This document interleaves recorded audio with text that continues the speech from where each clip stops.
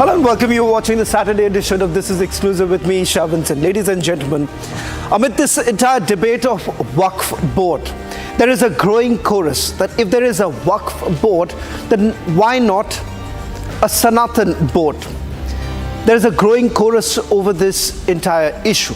In fact, you have had Hindu seers all this while demanding that just on the likes of a WAQF board, a Sanatan board should also be introduced. But now it is no longer limited to just Hindu seers who are demanding for a Sanatan board.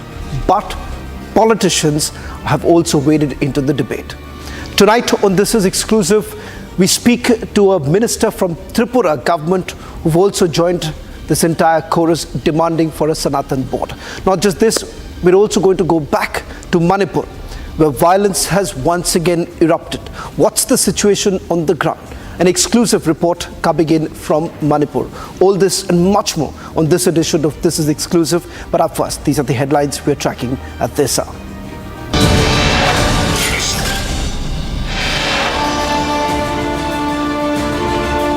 Tripura minister demands a Sanatan board.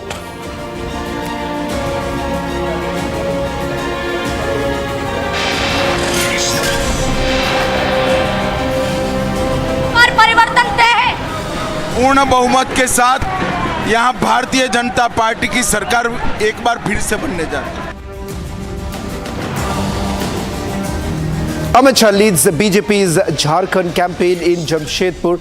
He says the mandate of the people will give a befitting reply to India.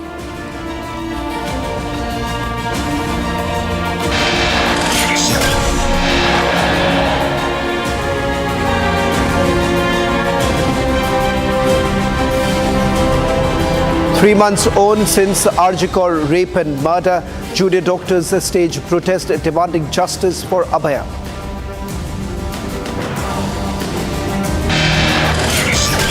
Mahavikas Agadi agrees to Ulema's pro-minority demands. BJP calls out appeasement vote bank politics.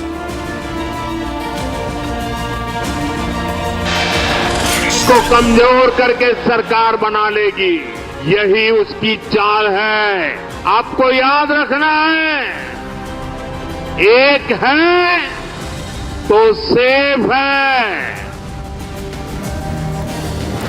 In his Maharashtra campaign, Prime Minister Modi reiterates call for Hindu unity, says ek hai to safe hai. Suspected militants shot and killed a woman in Manipur. Victim, who was in her 20s, was from the Methi community.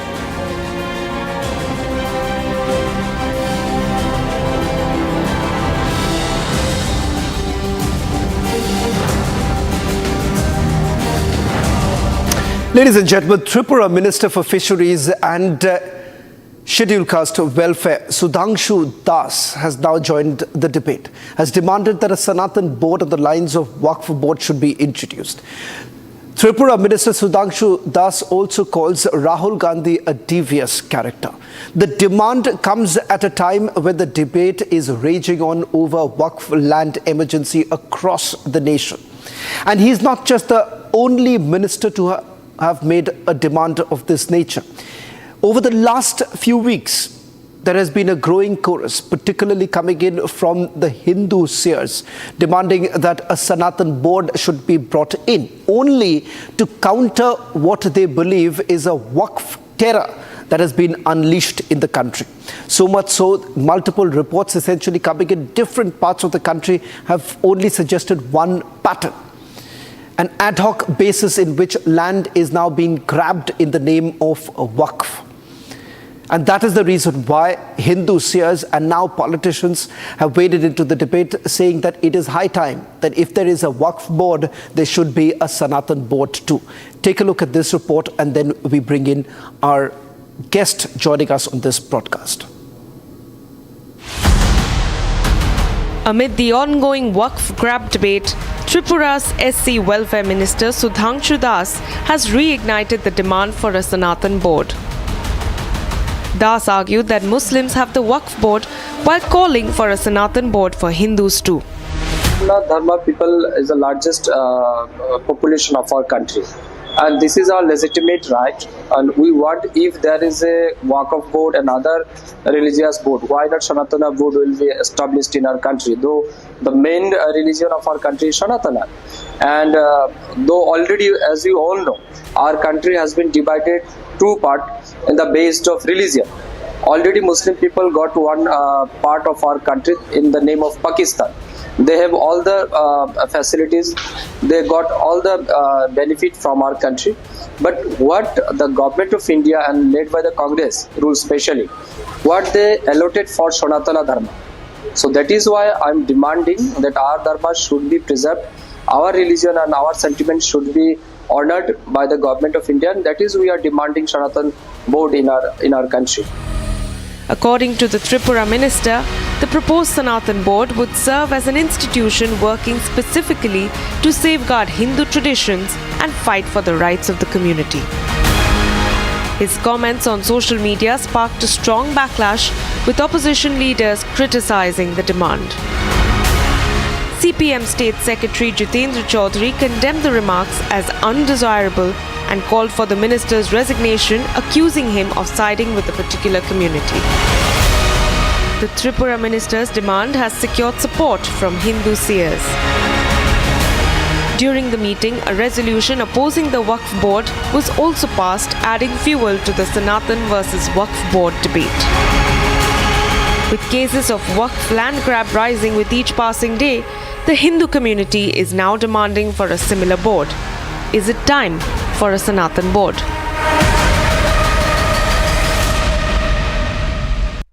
Joining us on This Is Exclusive tonight is Tripura Minister Sudhangshu Das. Mr. Das, thank you very much for joining us on This Is Exclusive. Let me straight away begin by asking you, a pitch of this nature, opposition parties have called it communal in nature and the fact that you're trying to divide the society. If you believe that there is a need for a WAQF board, why would you then bring in something like a Sanatan board in the first place, which would only essentially mean that there is polarization taking place in the country? First of all, thank you so much for inviting me on your channel. And let me tell you about all the matter which is very necessary to discuss nowadays. As you all know, our country is democratic and as well as the secular country, where all the citizens have equal right and equal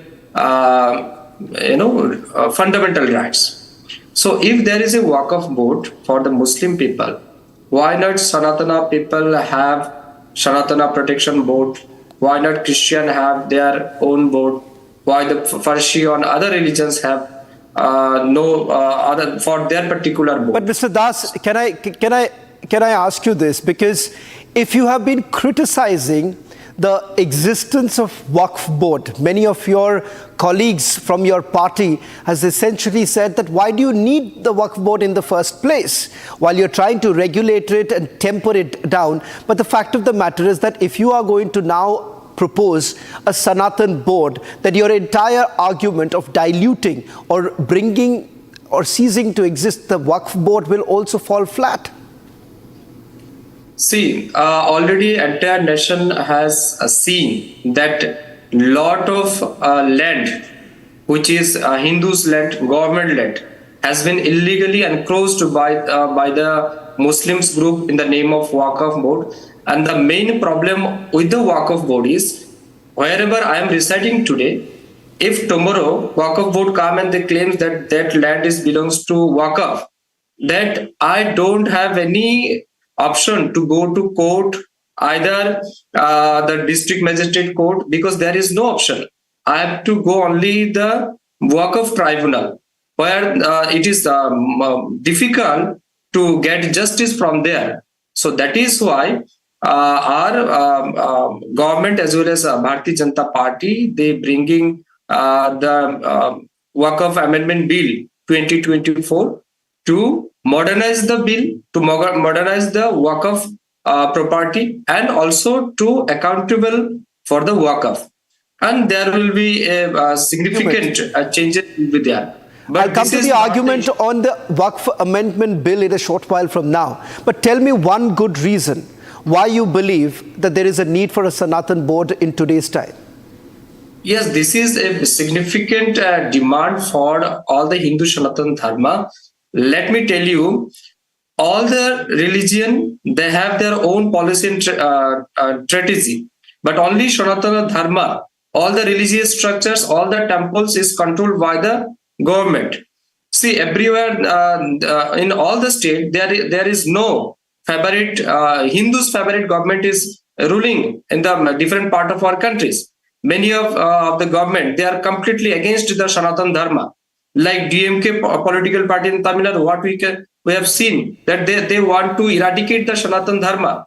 They think that Sanatan Dharma is like a dengue and malaria. So how can you expect then they will preserve your heritage structure, and they will preserve your heritage site, as well as they will protect your Hindu temples? We cannot expect. We cannot expect from the West Bengal government, then they will protect our cultural site as well as our religious structure. We cannot expect from Kerala's government. We cannot expect the present Karnataka governments. So that is why my legitimate demand is, if there is a Sanatan board, Sanatan protection board, so we will be capable to manage or to protect our religious structure as well as our temples. You say the primary aim of the Sanatan board would be to protect the temples and various symbols of Hindu religion.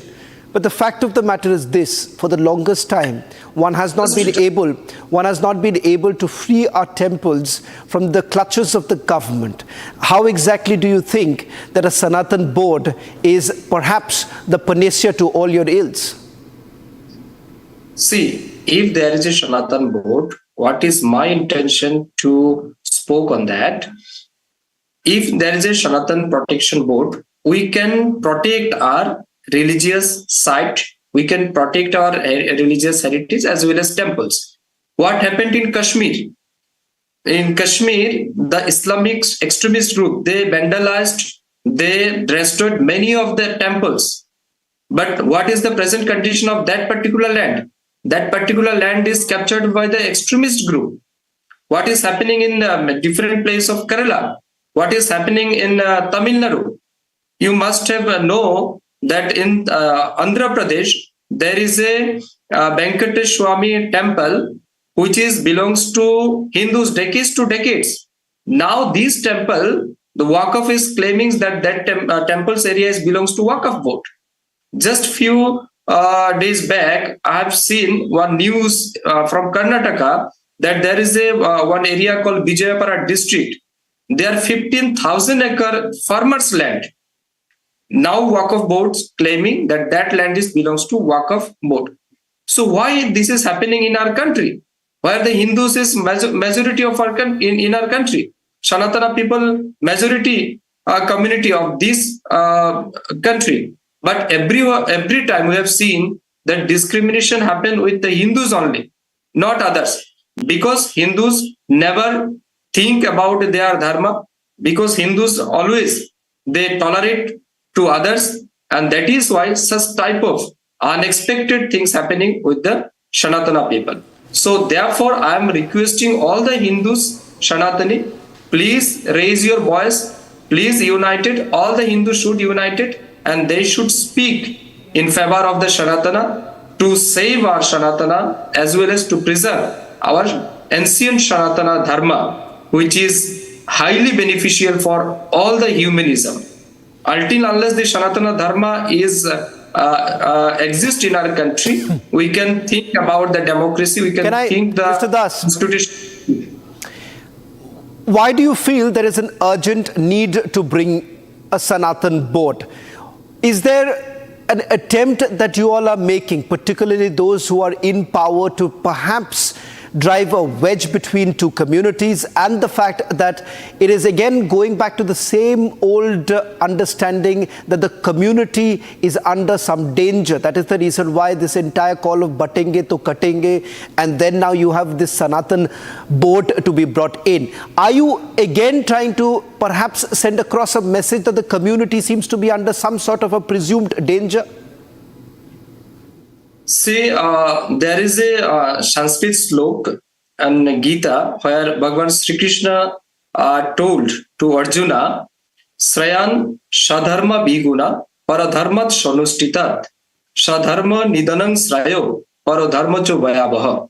It means if other religious activities or festival is bigger than your religious festivals or the activities, it is not better, but it is our moral duty to save our religious, to save our spiritual activities, to save our religious activities. And if it is if you do this, or if you sacrificed your life, it is better for the sake of your religions. That is said by the Bhagavan Sri Krishna. So there is nothing unintentionally. There is nothing harmful things what I am telling. My intention is very simple. See, let me tell you one fantastic, very important example to you.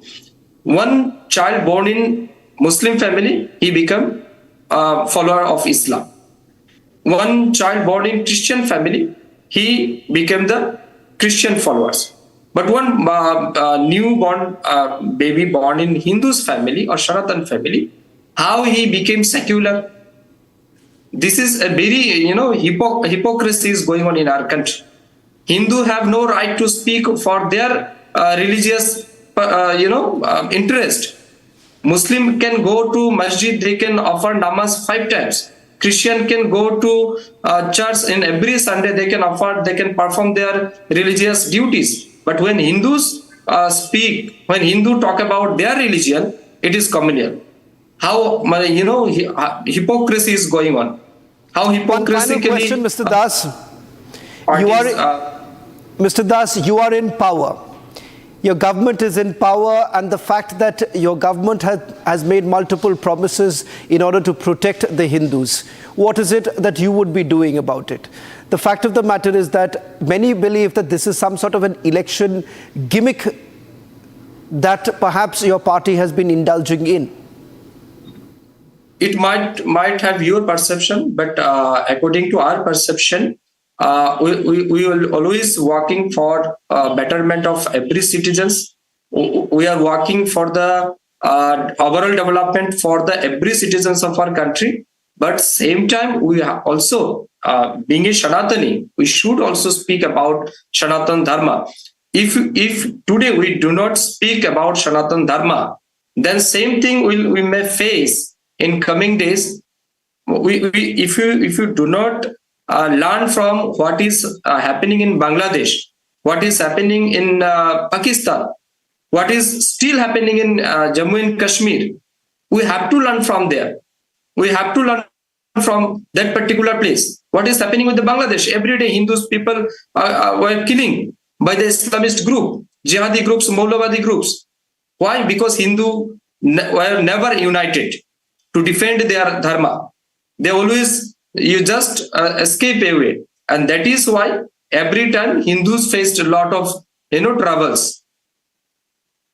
So that is why my legitimate demand, this is the high time, all the Hindus should be united, and we should speak about our dharma, how to protect it, preserve our ancient, religion, and which is best religion. The Sanatan Dharma is the only Dharma. Sanatan Dharma is the only religion which speak that Sarve Bhavantu Sukhinaha, Sarve Santo Niramaya, Sarve Bhadrani Pashyantu Ma Kashti Dukhu Bhag Bhavat. It means we are the people who wants everyone happiness and a healthy life. So that is why I am demanding Sanatan Dharma should be exist in our country. And that is why this is legitimate demand, and that is why I am demanding everyone, please unite it and raise your voice to constitute Sanatan Protection Board. Well, thank you very much, Minister Das, for joining us on This Is Exclusive. In fact, many would also be wondering that if you are in power, hoping that you would be able to take this forward, because there is a growing chorus right now for a Sanatan board to be instituted. It's not just Hindu seers, the politicians too, essentially demanding, hoping that this is not going to remain just an election promise or an election gimmick. Thank you very much, Mr. Das, for joining us. Well, in fact, shifting focus now to a ground report coming in from Manipur. Ladies and gentlemen, over the last 2 months, the number of incidents that have taken place in Manipur has also increased. In fact, over the last 48 hours, 2 such incidents have already been reported. Violent clashes have actually taken place on the ground. While the government has essentially said that there is a peace plan in process, it appears that peace appears to be completely elusive in the state of Manipur. Take a look at this ground report filed by my colleague Anirudh. Tension prevails in Saiton Kwakta area after the death of a woman who was walking in the rice field when a bullet hit her. The victim has been identified as Sapam Sophia. The body is still here in Saiton Kwakta, and you can see tension as well as grief shrouds the entire area. This is a BSF camp from where we are reporting now, and in and around the vicinity you can also see huge deployment of forces, both from the central agencies as well as the Manipur police commandos and the Manipur police reserve battalion forces have been also deployed in this area. What happened today afternoon? To know more on that, we are joined by few women folks from क्वाक्टा साइटोन area. क्या हुआ था यहाँ? आज दोपहर को firing हुआ, फिर एक लड़की का डेथ भी हुआ है. यहाँ पर थोड़ा विस्तार में बताएंगे क्या हुआ था यहाँ पर दोपहर को? I am the president of Angkin, Apunma Manipur Kanba Imalup Angkin, and I heard this news on an occasion that we are receiving a girl who is won silver medal, and I heard that in the Saiton a woman was killed by the cookies, and we Watlambi, and we are so surprised that why they are killing the innocent women in that area, and then women are working as an innocent people, and why the cookie attack towards the women. We are very surprised, we are very sad, and I came here midden the receiving ceremony, and I heard here that on this area, in the southern area, there is Maharashtra troop, and on this side, on the northern area, BSF is there. Both of them are protecting this village. But why the cookie attacked this village, and why? We are very surprised, and they are attacking. Yes, they have killed so many people in Manipur, but why they attack towards the women?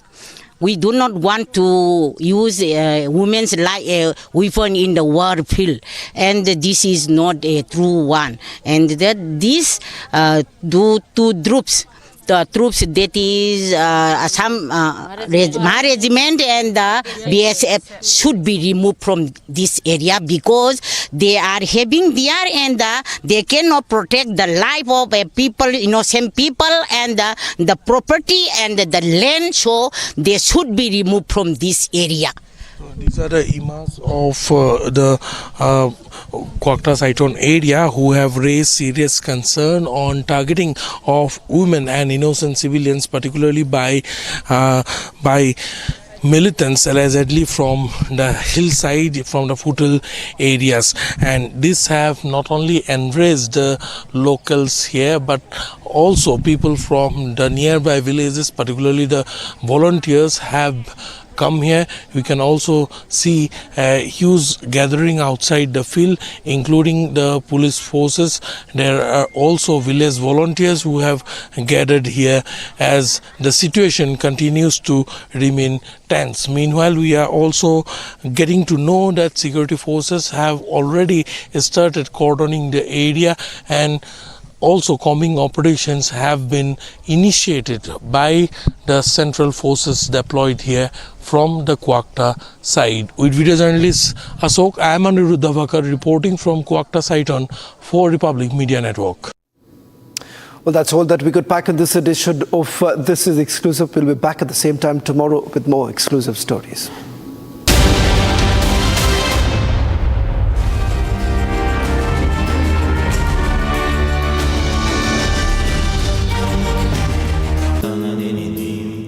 Amity has been ranked among the top universities globally for producing the most employable graduates by the Times Higher Education UK.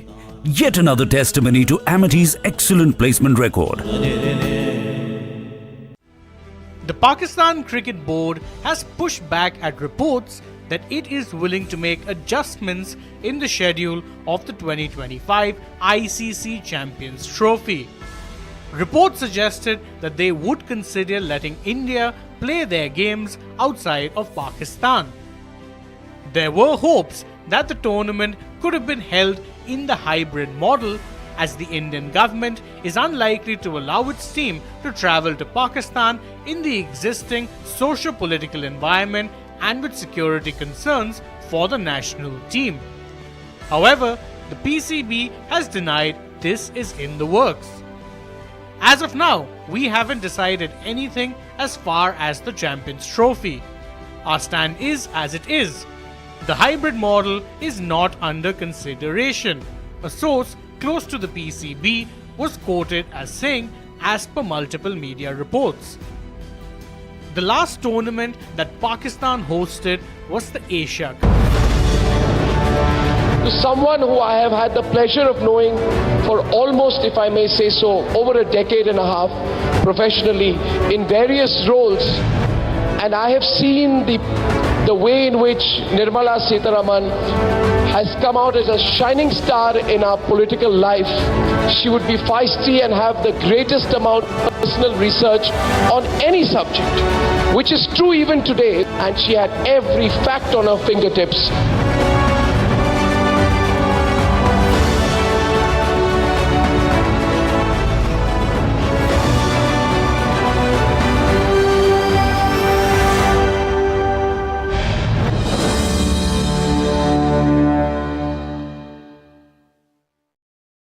Namaste from India. Mr. President, India expresses its deep appreciation for the presentation of the Human Rights Council's report. We welcome OHCHR's close interaction with the member states and the stakeholders undertaken during the past year, as highlighted in the report, and its efforts to bring the conversation of human rights to the center stage. We also take note of the conclusions arrived at in the report.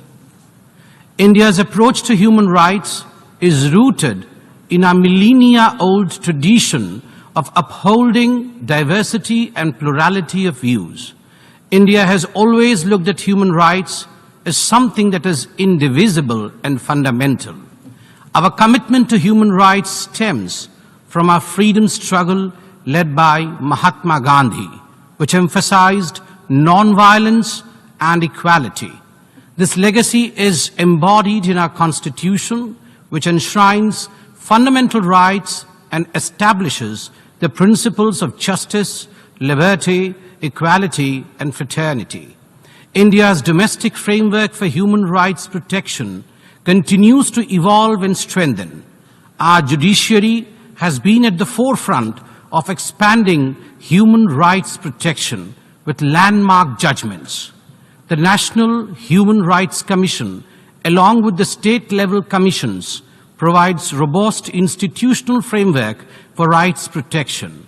Our commitment is reflected in progressive legislation and comprehensive programs for social upliftment and ensuring fundamental rights.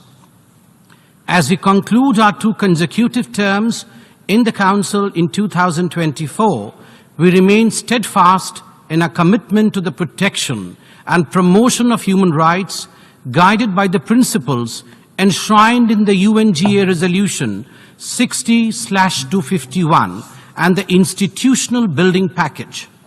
We are thankful for all the support extended by the other Council members and the observers, as well as the OHCHR during our term as the Council member. We have witnessed the Council meeting for an unprecedented 15 weeks in 2024, the longest in its history. While this demonstrates the growing importance of human rights discourse, it also highlights certain challenges that need urgent attention.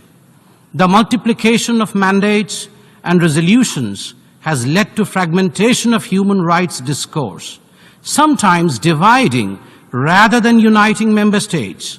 We believe there is an urgent need to rationalize and implement efficiency measures to ensure that the Council's work remain focused and effective. Mr. President, as we look ahead, we emphasize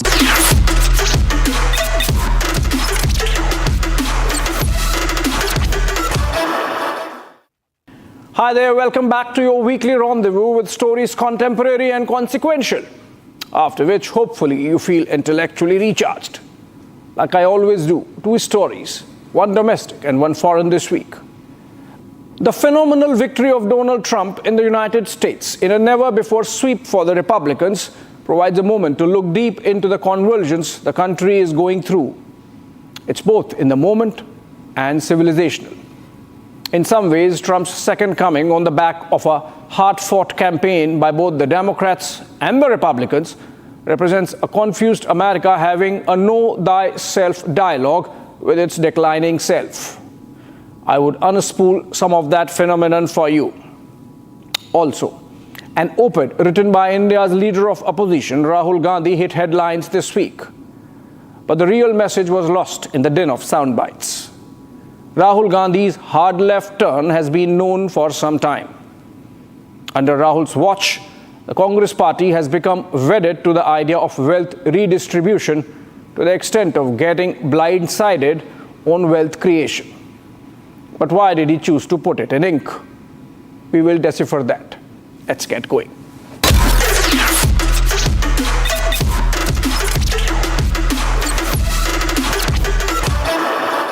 Americans as a civilization like everything in extremes. Either it has to be the biggest or the smallest, oldest or newest, highest or lowest. Even the super has to be in the superlative. You get that while visiting any of those famous touristy places or American museums. By that count, return of Donald Trump to the White House is a coming together of politics and that civilizational impulse. Victory of Trump is Trumpist in scale. America has never been redder in its entire political existence. From the White House to the Senate, from the Congress to the swing states, from the Supreme Court to the Electoral College. It's all Republican, all red, all Trump. It's that moment when the pendulum has swung to the extreme, which means it had swung the other extreme with Democrats pushing the envelope.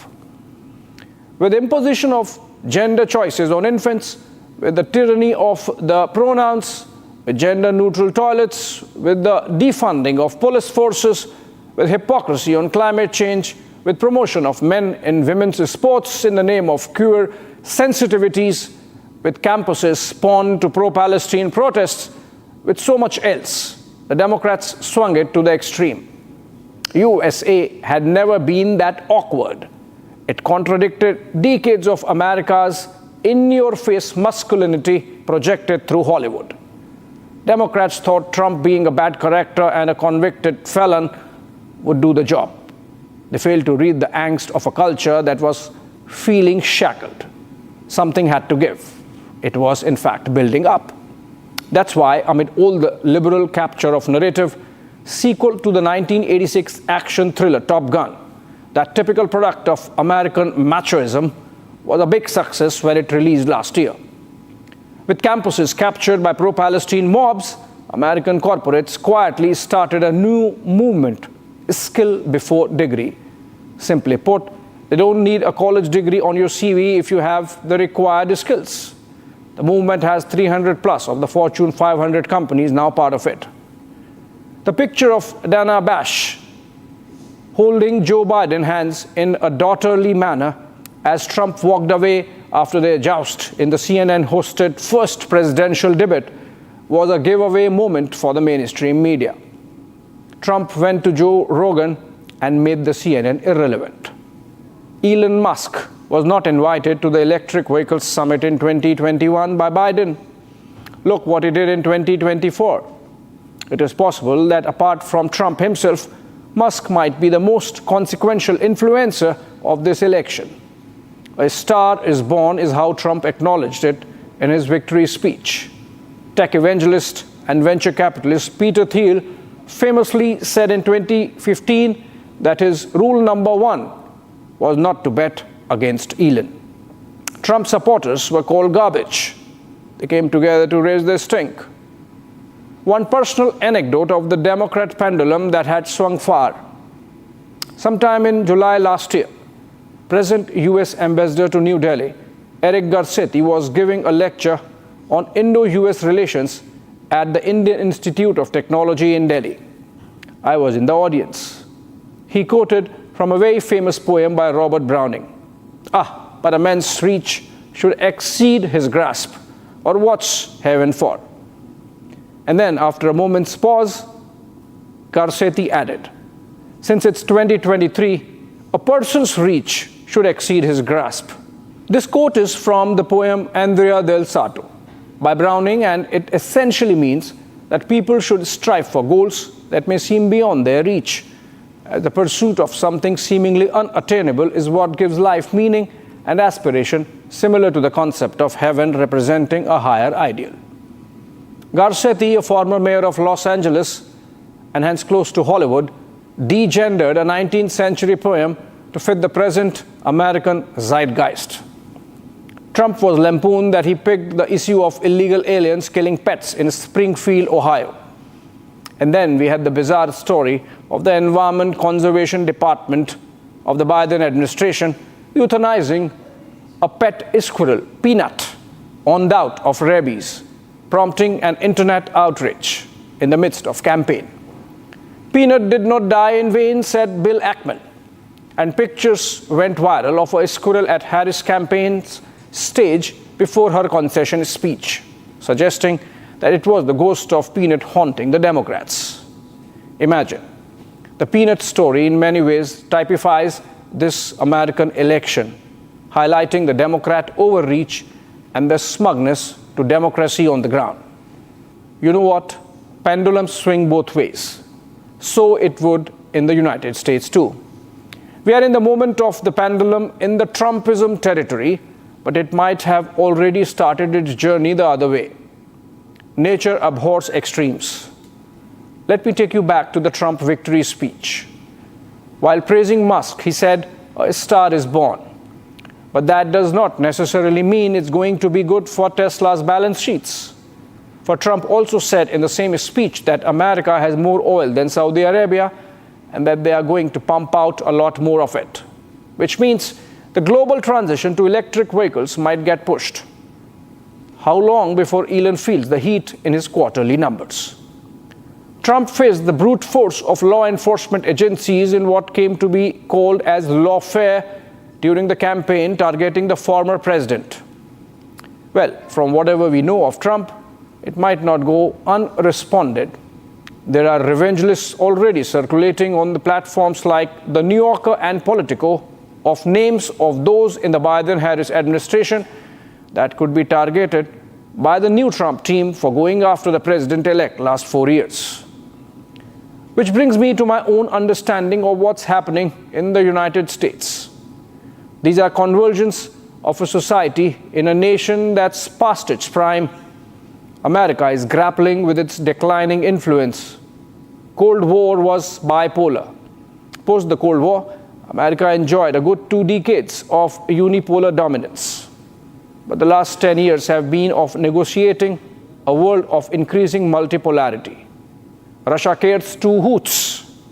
Europe seems disconnected in its own postmodern shell. China is snapping at its heels. The small military skirmishes with US allies like Philippines in the South China Sea are testing waters for a larger military takeover of Taiwan. The superpower response would be an interesting watch whenever it happens. We have seen how a medieval militia like the Houthis created a global trade choke point by controlling the Bab al-Mandab Strait between the Red Sea and the Gulf of Aden. What did the American might do? The opposite of masculinity cannot be effeminate. Obviously, a section of Americans was disturbed. A Trumpist America would withdraw from the chaos that it cannot control. Wars would see disinterest, and perhaps rightly so. It would build walls of tariffs, of immigration, even literal physical walls at its borders. There is both an opportunity and a threat for us in India as for the rest of the world. Brace for headwinds on exports of physical goods, tighter visa controls, pressure to buy more of US oil than Russian oil. There would also be some good. Lesser interference in internal affairs. Bangladesh would be set right. Trump might be more appreciative of India's national security concerns. Remember, the Biden administration revived maintenance contract for the F-16 fleet with the Pakistani Air Force that was dwindling, thus giving a new lease of life to the PAF. Expect Trump to not oblige the Pakis for a bargain, of course.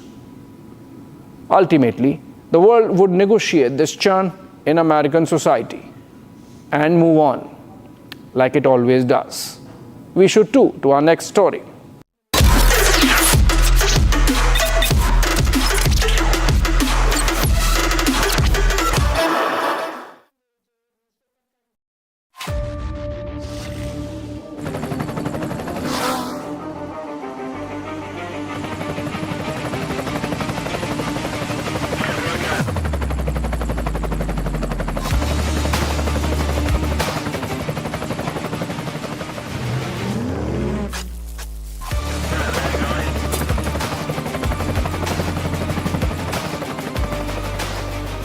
Director, the taste of success. Trump की जीत के बाद पूरी दुनिया में कयास लगाए जा रहे हैं कि अब क्या होगा। 3 चीजें होने वाली हैं। एक तो ट्रंप की जीत के बाद पूरी दुनिया की जो राइट विंग है उसमें खुशी है। लेफ्टिस्टों के यहाँ मातम सा छाया हुआ है, जैसे कि लेनिन, मार्क्स और मावे के चेलों का मोक्ष सा हो गया है। वैसे कन्फ्यूशियस बहुत अच्छे महापुरुष थे, लेकिन उनके चेलों ने लेनिनवाद, मार्क्सवाद, माओवाद के नाम पर जो फसाद फैलाया है वो भूल गए कि कन्फ्यूशियस जिन्होंने समाजवाद का, साम्यवाद का, एकता का, समानता का दर्शन दिया, वो कन्फ्यूशियस के चेहरे तो कन्फ्यूज हुए पड़े हैं ट्रंप की जीत के बाद, क्योंकि राइटिस्ट लोगों के जलवे हैं, उनके यहाँ दिवालियाँ मनाई जा रही हैं। दूसरा, America first, American first, nation first, ये जो पूरी दुनिया में राष्ट्रवाद का जो पूरा जलवा था, अब मैं उसको थोड़ा सा खराब शब्द नहीं बोलूँगा, मैं ये कहूँ कि राष्ट्रवाद का उन्माद सा छा रहा है, क्योंकि हम तो प्रकृति के, संस्कृति के उपासक है। देखो कितना सुंदर सा फूल है, हम तो पूरी दुनिया को फूलों की तरह ऐसे मुस्कुराता हुआ देखना चाहते हैं। इसलिए मैं कहूँगा राष्ट्रवाद का उन्माद नहीं, राष्ट्रवाद का प्रसाद, उससे पूरी दुनिया में खुशी है कि भाई जो बात स्वामी रामदेव करता था, जो बात आत्मनिर्भर भारत की मोदी जी करते थे, जो वही बात अब तो ट्रंप भी कह रहे हैं, made in America, made by Americans, और अमेरिकन्स ही मिल करके एक नया अमेरिका बनाएंगे। पूरी दुनिया के लोगों ने अमेरिकन्स के हक भी काफ़ी छीन लिए थे, तो अब राष्ट्र हित पर सर्वोपरि है, राष्ट्र धर्म सर्वोपरि है, राष्ट्र प्रेम सर्वोपरि है, नेशन देश सब कुछ है। ये विचार, ये संस्कार अब हिलोरे ले रहा है पूरी दुनिया के अंदर। तो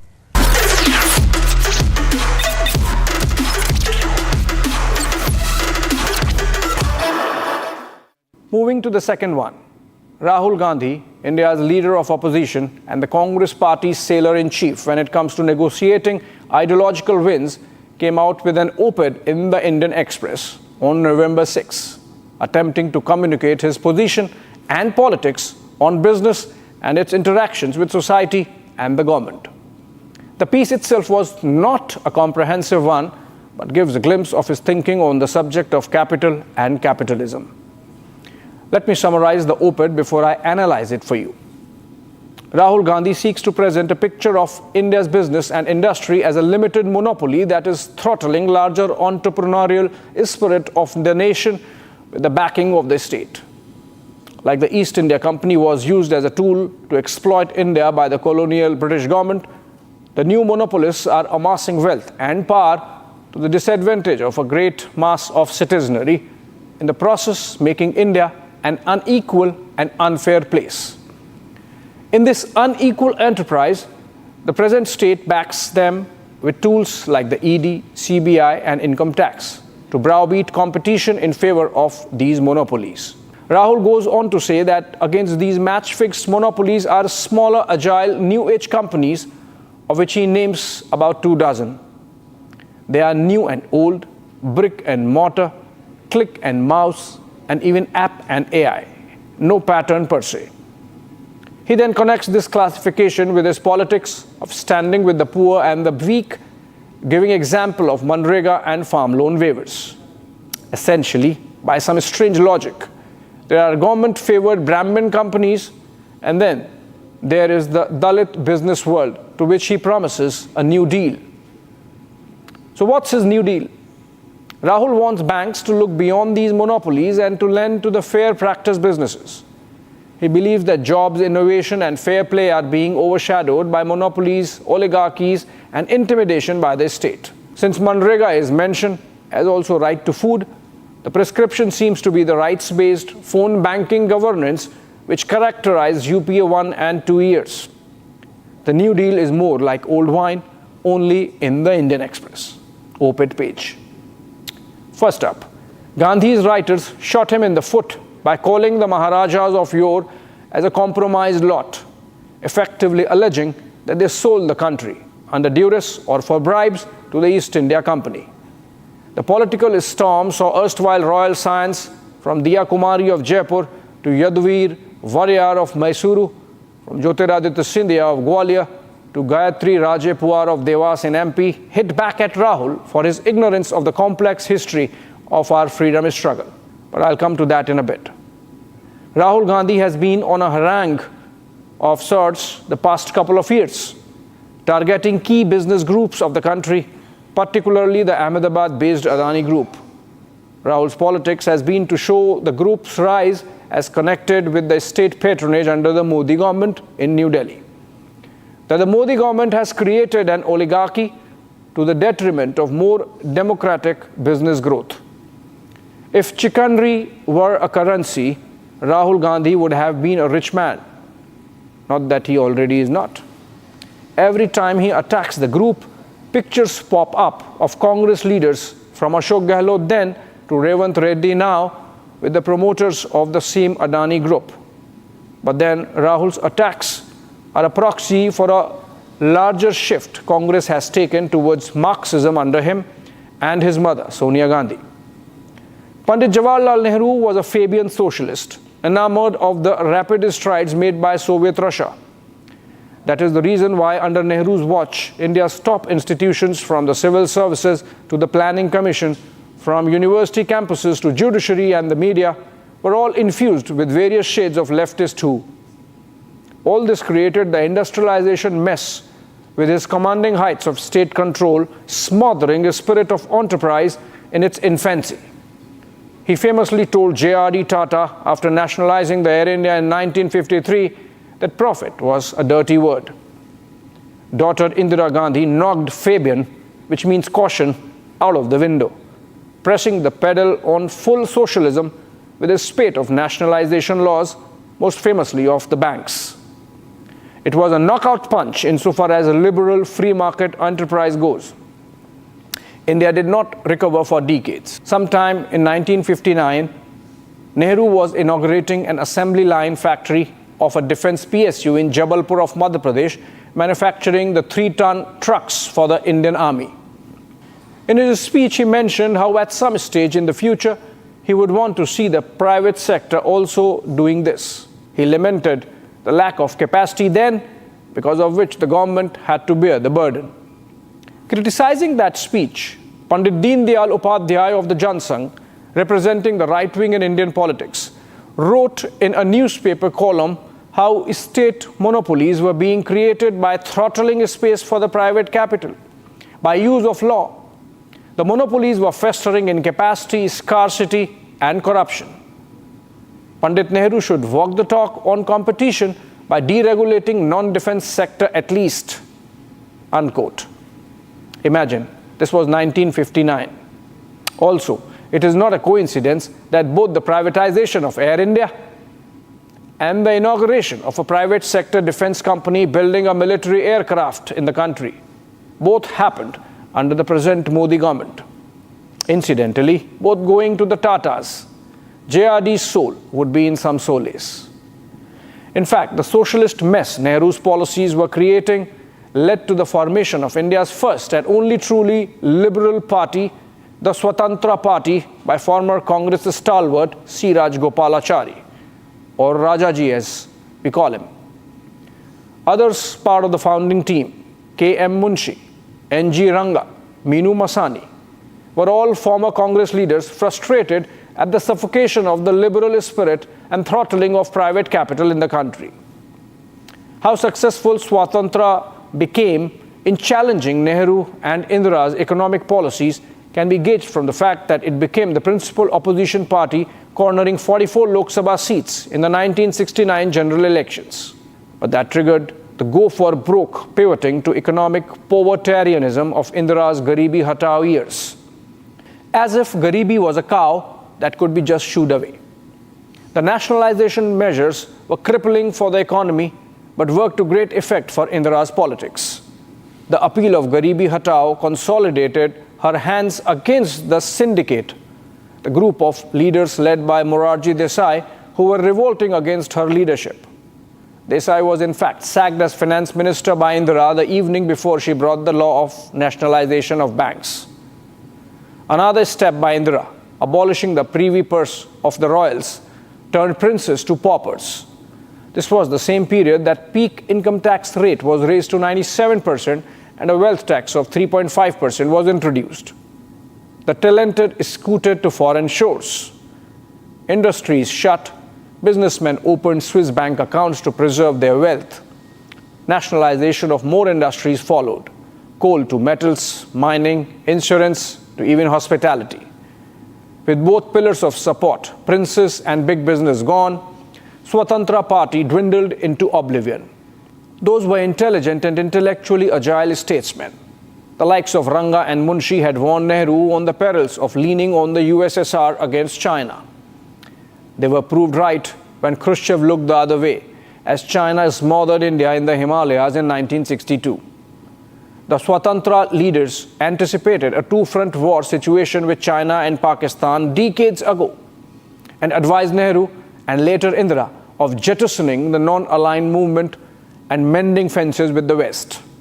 They espoused a classical liberal agenda of free market, individualism, and a democratic polity. Meenu Masani's speech opposing the bank nationalization move of Indira Gandhi is instructive of the foresight of those leaders. And I quote, "At home, both the depositors and the borrowers who today enjoy freedom of choice between various banks will now face one soulless monopoly. Experience has shown that whatever is nationalized has three evils. One, that it is subject to bureaucratic red tape and inefficiency. Second, that it is subject to political influence, graft, and corruption. And third, that inevitably almost all state enterprises make a loss. Unquote. Rahul, in his New Deal article, talks about monopoly and corruption, both a legacy of his mother and grandfather. Some on social media highlighted that Rahul's op-ed was plagiarized from British statesman Edmund Burke's treatise on India, which panned the then British colonial state to exploit us through the tool of the East India Company.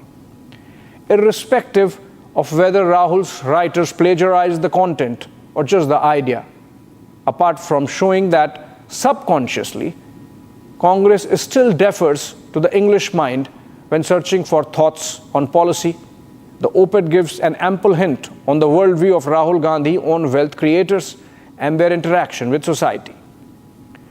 Rahul Gandhi might have been very young when his father, Rajiv Gandhi's government, declared a big industrialist a persona non grata, slapping deportation notice, just because he happened to be in a mongoose fight with another industrialist who was in favor of the Congress party. I'm talking about the Nusli Wadia versus Dhirubhai Ambani battle, which had its own share of swings and intrigue. But then that's for later. The hard left turn of Rahul has left many congressmen also confused. Take the case of Sandeep Singh, a close aide to both Rahul and Priyanka Vadra, who helps them in their speeches. While at the JNU, Singh was a member of the All India Students Association, AISA, the student wing of the Communist Party of India Marxist-Leninist or CPI-ML. He was caught on camera waving black flags protesting the visit of Prime Minister Manmohan Singh to the campus in November of 2005. Or look at the frequency with which Rahul leans on left-leaning Delhi University Professor Apurvanand for advice, despite the fact that he is known to be critical of Sonia Gandhi for not doing enough on the 2002 Gujarat riots. The wealth redistribution that Rahul Gandhi has been talking up the last few years is classic Marxism, and you know from where it is coming. Post-independence, there was a happy cohabitation between the Congress and the Communists, the Congress occupying direct power and the left by proxy through institutions.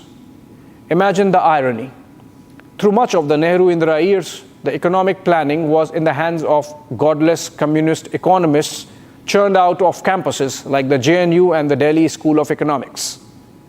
Having failed miserably in their job and having turned India into a development mess, guess what? They put the blame on the majority religion of India, Hinduism, calling the product of their failures the Hindu rate of growth. Rajiv Gandhi's speech in 1985 from the Mumbai AICC annual session that also marked 100 years of the Congress spoke eloquently of how a corrupt ecosystem around Congress leaders had detached the grand old party from the realities on the ground. He expressed frustration at the manner in which caste divisions were being played up. Rajiv doubled down against caste politics in his Lok Sabha speech in 1989, opposing the Mandal Commission report. That was also his longest parliamentary speech. Rajiv Gandhi was Rahul's father. Despite being disinterested in politics, Rajiv was an early computers enthusiast, a pilot who traveled the world and had the restlessness to bring some of it home. Despite being starry-eyed about Soviets, Nehru did not bite into Stalin's violent left. Despite tilting more socialist, Indira kept the window ajar for calling Savarkar a patriot. In his desperation to claw back to power, Rahul Gandhi has closed his eyes to his own family legacy. On the left and business, of course, Rahul has just taken off the facade. And, oh, by the way, the left turn is only for politics. In personal life, he invests wisely. As per some media reports, his portfolio of stocks has made great strides since Modi came back to power in June. It's okay if he gets some of it right, so long as you are getting me right. Thanks for watching.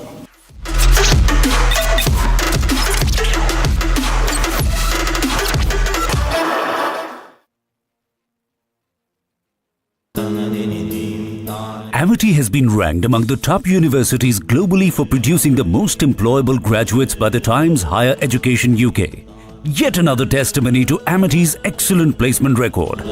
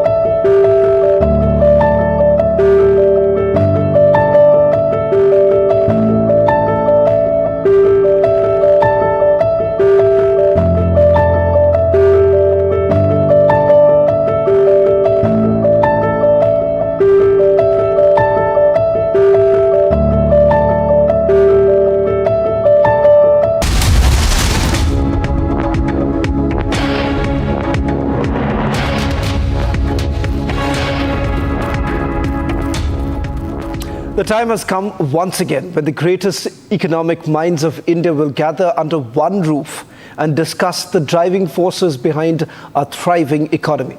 Republic Media Network presents the 4th edition of the India Economic Summit, Viksit Bharat Bullseye, a platform where topmost ministers, visionary policymakers, renowned economists and influential industry leaders and entrepreneurs will chart India's economic future. Tune in on Tuesday, 12th of November for all the live action. Mahavikas Aghadi agrees to Ulema's pro-minority demands. BJP calls out appeasement of vote bank politics. Ulema issues 17 conditions to Mahavikas Aghadi, says agree to the demand and take the support. हर एक को अपना इख्तियार है vote देने का नहीं देने का उनका इख्तियार है हमारा काम हम जहां हमारे कैंडिडेट है वहां पर अपना प्रचार करेंगे Meanwhile, AIMIM backs Ulema's support to Mahavikas Aghadi, asks why is there hatred against one community? SC को कमजोर करके सरकार बना लेगी, यही उसकी चाल है। आपको याद रखना है, एक है तो सेफ है। In Maharashtra campaign, Prime Minister Modi reiterates call for Hindu unity, says एक है तो safe है। कि एक एक बांग्लादेशी को झारखंड की धरती से निकालेंगे। BJP takes a strong stand in Jharkhand, says all Bangladeshis will be sent back and that no tribal status for children of infiltrators will be given. जन समर्थन भारी उत्साह, क्या लग रहा है झारखंड में इस बार परिवर्तन तय है? पूर्ण बहुमत के साथ यहाँ भारतीय जनता पार्टी की सरकार एक बार फिर से बनने जा रही है। Amit Shah leads BJP's Jharkhand campaign in Jamshedpur, says the mandate of the people will give a befitting reply to India Alliance.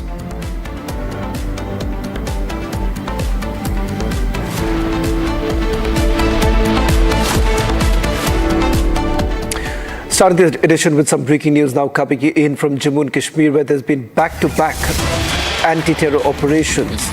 Army, in fact, has now neutralized one terrorist in Sopore. That's the latest now we're getting in from our reporters on the ground. A massive anti-terror operation has been launched in Sopore. A cordon and search operation has been called right now. Let me try and go across to my colleague Arawat, who's getting us the latest details. Arawat, what are the details are you picking up? This perhaps is yet another anti-terror operation that is basically underway. Give us a consolidated report of all that we know so far. Absolutely, Shawn. As we have seen yesterday that the day-long encounter took place in North Kashmir, Sopore, in which we have seen that the two highly trained terrorists were neutralized by the joint security forces, and a huge kg of arms ammunition have been recovered from them yesterday. And then after we have seen that there were reports that the one terrorist is still around the areas in the Sopore. Then after we have seen that the multiple operations were launched in the North Kashmir Sopore this afternoon and the outskirts of the Sopore, and the report confirmed us that the one terrorist have been neutralized in this ongoing operation in North Kashmir's Rajpura Rampura area. This is the forest area where the ongoing operation is going on. This operation has been started by the Indian Army's 22 Rashtriya Rifles and the Special Operation Group of the Jammu and Kashmir Police. And after we have seen these operations are taking place when we have seen that the terror attacks taking place in the Kashmir Valley, particularly we have seen in the North Kashmir that the non-locals were targeted, and also a grenade blast took place in the central Kashmir, Srinagar. After that, we have seen that the intelligence-based agencies has told that there are attempts continuously by the Pakistan-based terrorists to create disturbance in the Kashmir Valley, and we have seen that the high alert was sounded from the line of control areas to other cities and towns of the Kashmir Valley, and this is the big win for the security agencies, and that back-to-back anti-terror operations are taking place in the Kashmir Valley. Particularly, if we talk about it from last 14 days, we have seen that the 7 terrorists neutralized from the north to South Kashmir. Particularly, we have seen yesterday the 2 Pakistani terrorists were neutralized during this day-long gunfight in the North Kashmir Sopore. And after that, we have seen that the more anti-terror operations were launched in the parts of the Sopore. And this time, we have seen that the exchange of fire took place at around 7:30 this evening, and 1 terrorist have been neutralized that have been confirmed by the Jammu and Kashmir Police. Just a quick question. Rahul, just a quick question before I let you go. This is with regards to the operations that have been carried out so far. Is it targeted with the recent infiltrations that have taken place? Because there was a confirmation coming in from the Kashmir IGP stating that there are reports coming in that fresh infiltration ahead of the winter has taken place. Yeah, absolutely, Shaman. As we have seen that the intelligence agencies have said that 150 to 170 terrorists are trained at the multiple launching pads in the Pakistan-occupied Kashmir. In fact, they are trying to create disturbance in the Kashmir before the winters. And there are also reports that officials have also confirmed yesterday during the press conference of Sopore encounter that they have accepted that the infiltration has taken place in the northern Kashmir. Also, if we'll talk about the Gagangir attack, there too is the part of the recent infiltration. There is possibility that the ongoing operation where we have seen that 1 terrorist have been neutralized so far in this operation, there is possibility this might be the newly infiltrated group from the Sopore area, because we have seen yesterday that the 2 foreign terrorists were killed by the joint security forces. Earlier we have also seen in the North Kashmir, so Kupwara sector, where we have seen that the Pakistani terrorists have been killed. Moreover, 1 terrorist have been neutralized in this operation, and search for other terrorists is on. Shawan. Well, thank you very much, Rawat, for getting us the latest details, the story that we'll be tracking very closely. What we know so far is that 1 terrorist has already been gunned down in Sopore. Another breaking news now coming in. A tragic LPG cylinder blast has taken place in Krishan Vihar in North Delhi. This happened a while back, leading to the collapse of a part of a residential building and leaving 1 woman dead, another critically injured. The incident took place at Q Block, Hanuman Mandir Wali Gali. This was near RD Public School in Krishan Vihar. In fact, we have been told that firefighters were immediately dispatched to the site, and the 2 fire tenders arrived at the location. In fact, they found that the explosion had severely damaged a portion of the house, which was a 2-story structure. For more on this, I have my colleague Akhil joining us on this broadcast. Akhil, what's the latest that you're picking up on this story? Well, Shaman, if you see what has happened this evening, that an LPG cylinder blast has taken place in Krishan Vihar area near Hanuman Mandir. So what has happened at that point in time, when that incident took place, at that point in time, there was a lady who was inside that house. It's a G+1 floor. At that point in time, there were 2 persons inside that building, and the half portion of that building collapsed, in which 1 person has lost his life, who has been identified as Rajat Rajni, and another person has got severely injured, who has been identified as Renu. So both of them are women. One is Renu has been identified as a 20-year-old woman, and the second one is identified as a 24-year-old person. So we are still waiting for further updates in that regard right now, because this is a breaking story. And what we are learning from our Delhi Fire Service team, DFS team, that there were 2 fire tender services that have been sent to their spot as of now, Shaban. Well, thank you very much, Akhil, for getting us the latest details. We'll shift to focus now to the other story that we're getting to you tonight. This has now become the biggest talking point in the poll-bound state of Maharashtra, where the Ulema board has in fact written to the Mahavikas Aghadi, offering them support for forming the government in Maharashtra in return of 17 demands that they have made. Now, essentially what they have indicated that they've expressed their readiness to support Mahavikas Aghadi candidates campaigning for them and to contribute to their election efforts. Following the letter with 17 demands from Maharashtra's All India Ulema Board, Sharad Pawar's NCP has sent a letter expressing gratitude for their support and appealed to the board to campaign for the victory of Mahavikas Aghadi candidates. Now, the board has said that has perhaps laid down several conditions that need to be met in exchange for their support. Take a look at this report.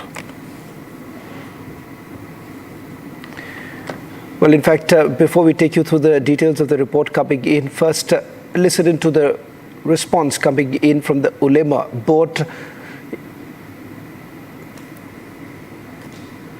जिनसे हमारी बात हुई है, शरद पवार जी, नाना पटोले जी, उदय ठाकरे जी, इन्होंने कहा जो संविधान के दायरे में रहेगा वो आपका मंजूर करेंगे। तो आपसे किससे मुलाकात हुई थी? हमारी शरद पवार जी से मुलाकात हुई, जयंत पाटिल से हुई, उदय ठाकरे जी से हुई, तुम्हारे नाना पटोले जी से हुई। अच्छा, तो इन्होंने आपकी जो मांग है 17 मांगे है ना आपकी? जी सर। तो इसमें और क्या क्या मुद्दे थे आपने जो अपना मांग रखा है सर? तो उसमें बताया ना आपको, जो पूरे मुद्दे तो अभी आप उसमें है, लेकिन मैं अभी आउट ऑफ में हूँ प्रचार के मराठवाड़े की तरफ। अभी उसमें मेन मुद्दा ये है हमारा कि जो अभी इलेक्शन आएंगे, अभी तो सिर्फ हमने उनसे मांगनी की है, कोई मांगनी हमारी मंजूर अभी नहीं होंगी। जब सरकार बनेंगी महाविकास आघाड़ी, जब की बात है ना ये। अच्छा, तो सरकार तो नहीं है किसी की। तो उन्होंने कहा कि आपको कि जब हमारी सरकार बनेगी तो आपकी जो 17 मांगे हैं उसको हम पूरा करेंगे, ऐसा? संविधान के दायरे में। Well, in fact, the AIMIM has also responded to the 17 demands that were made by the Ulema board. In fact, Asawuddin Owaisi, while campaigning in Maharashtra, said that there is an attempt that has essentially been made by the ruling dispensation to target one particular community, and he sees no reason why there should be a problem if the Ulema board is demanding reservation for Muslims. उनका हर एक को अपना इख्तियार है vote देने का, नहीं देने का उनका इख्तियार है। हमारा काम, हम जहां हमारे कैंडिडेट है वहां पर अपना प्रचार करेंगे। हमको यकीन है कि इस शहर के, इस तारीखी शहर के दोनों सीट पर, वेस्ट और ईस्ट पर, इंशाअल्लाह ताला इम्तियाज जलील साहब और नासिर सिद्दीकी साहब यहाँ के नए आमदार बनेंगे। Well, in fact, a slew of responses are now coming in. In fact, the BJP has hit out at the Mahavikas Aghadi, saying that this is yet again an attempt made to appease the minorities, and it once again reflects the appeasement politics of Mahavikas Aghadi. Listen. Board है, ये board वाले भी जानते हैं और board वालों के जो है वो बाप भी जानते हैं कि नव संघ पर जो उनकी प्रतिबंध की बात है या जो जिस तरह की नाजायज़ बातें हैं वो पूरी होने वाली है, एक चीज़। दूसरी चीज़, उसके साथ ही साथ अघाड़ी के जो खिलाड़ी हैं वो भी अच्छी तरह जानते हैं कि अघाड़ी में जितने जो है वो छेद हैं, उससे ज़्यादा अघाड़ी के साथियों में महत्वाकांक्षी मतभेद है। छेद को रफू करने और मतभेद को रफू चक्कर करने में चुनाव भी निपट जाएगा और अघाड़ी भी निपट जाएगी, और ये सब जितने अघाड़ी के खिलाड़ी लोग हैं जो मांग का पत्रक लेके घूम रहे हैं वो भी निपट जाएंगे। कि उन्होंने क्या मांगा है? नौकरी और शिक्षा में 10% मुस्लिम आरक्षण, ये उनकी डिमांड है। ये कॉपी हमारे पास है। तो श्रीमान राहुल गांधी, श्रीमान खड़गे जी, अगर पूजा पद्धति उपासना के नाम पर हिंदू हो मुसलमान हो आरक्षण नहीं मिल सकता, तो वोट की सौदागरी में कहां तक जाएंगे आप? नाना पटोले अपने मन से ये पत्र लिख रहे हैं जो आपके अध्यक्ष हैं, या आपकी सहमति से पत्र लिख रहे हैं? ये बताइए आप। बीजेपी जानना चाहती है। Rahul Gandhi, the BJP would like to know, because any reservation on religious ground is totally prohibited. The Constitution does not permit. The Supreme Court judgment also prohibits that. How does your president of Maharashtra Congress tell the Jamaat-e-Ulema will consider it? A downright divisive communal demand of 10% reservation for Muslims. ये हम जानना चाहते हैं। Rahul Gandhi Congress party कितना देश को तोड़ेंगे आप वोट के लिए? कहां तक जाएंगे आप? कोई शर्म बची है आपको? वोट के लिए कुछ भी स्वीकार कर लेंगे आप? कर्नाटक के चुनाव में हमारे मित्रों को याद होगा, पीएफआई का सहयोग लिया था कि नहीं लिया था इन लोगों ने?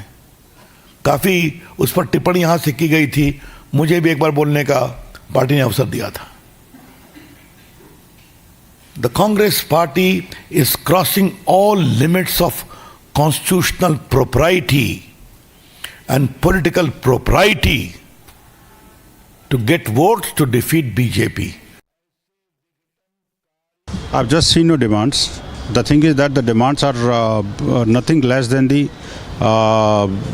demand for giving the country as a whole to the jihadi forces. You see, if you talk about the reservation to Muslims, if you talk about the salary to the muajims, if you talk about the baord issues, that could have been the separate issue.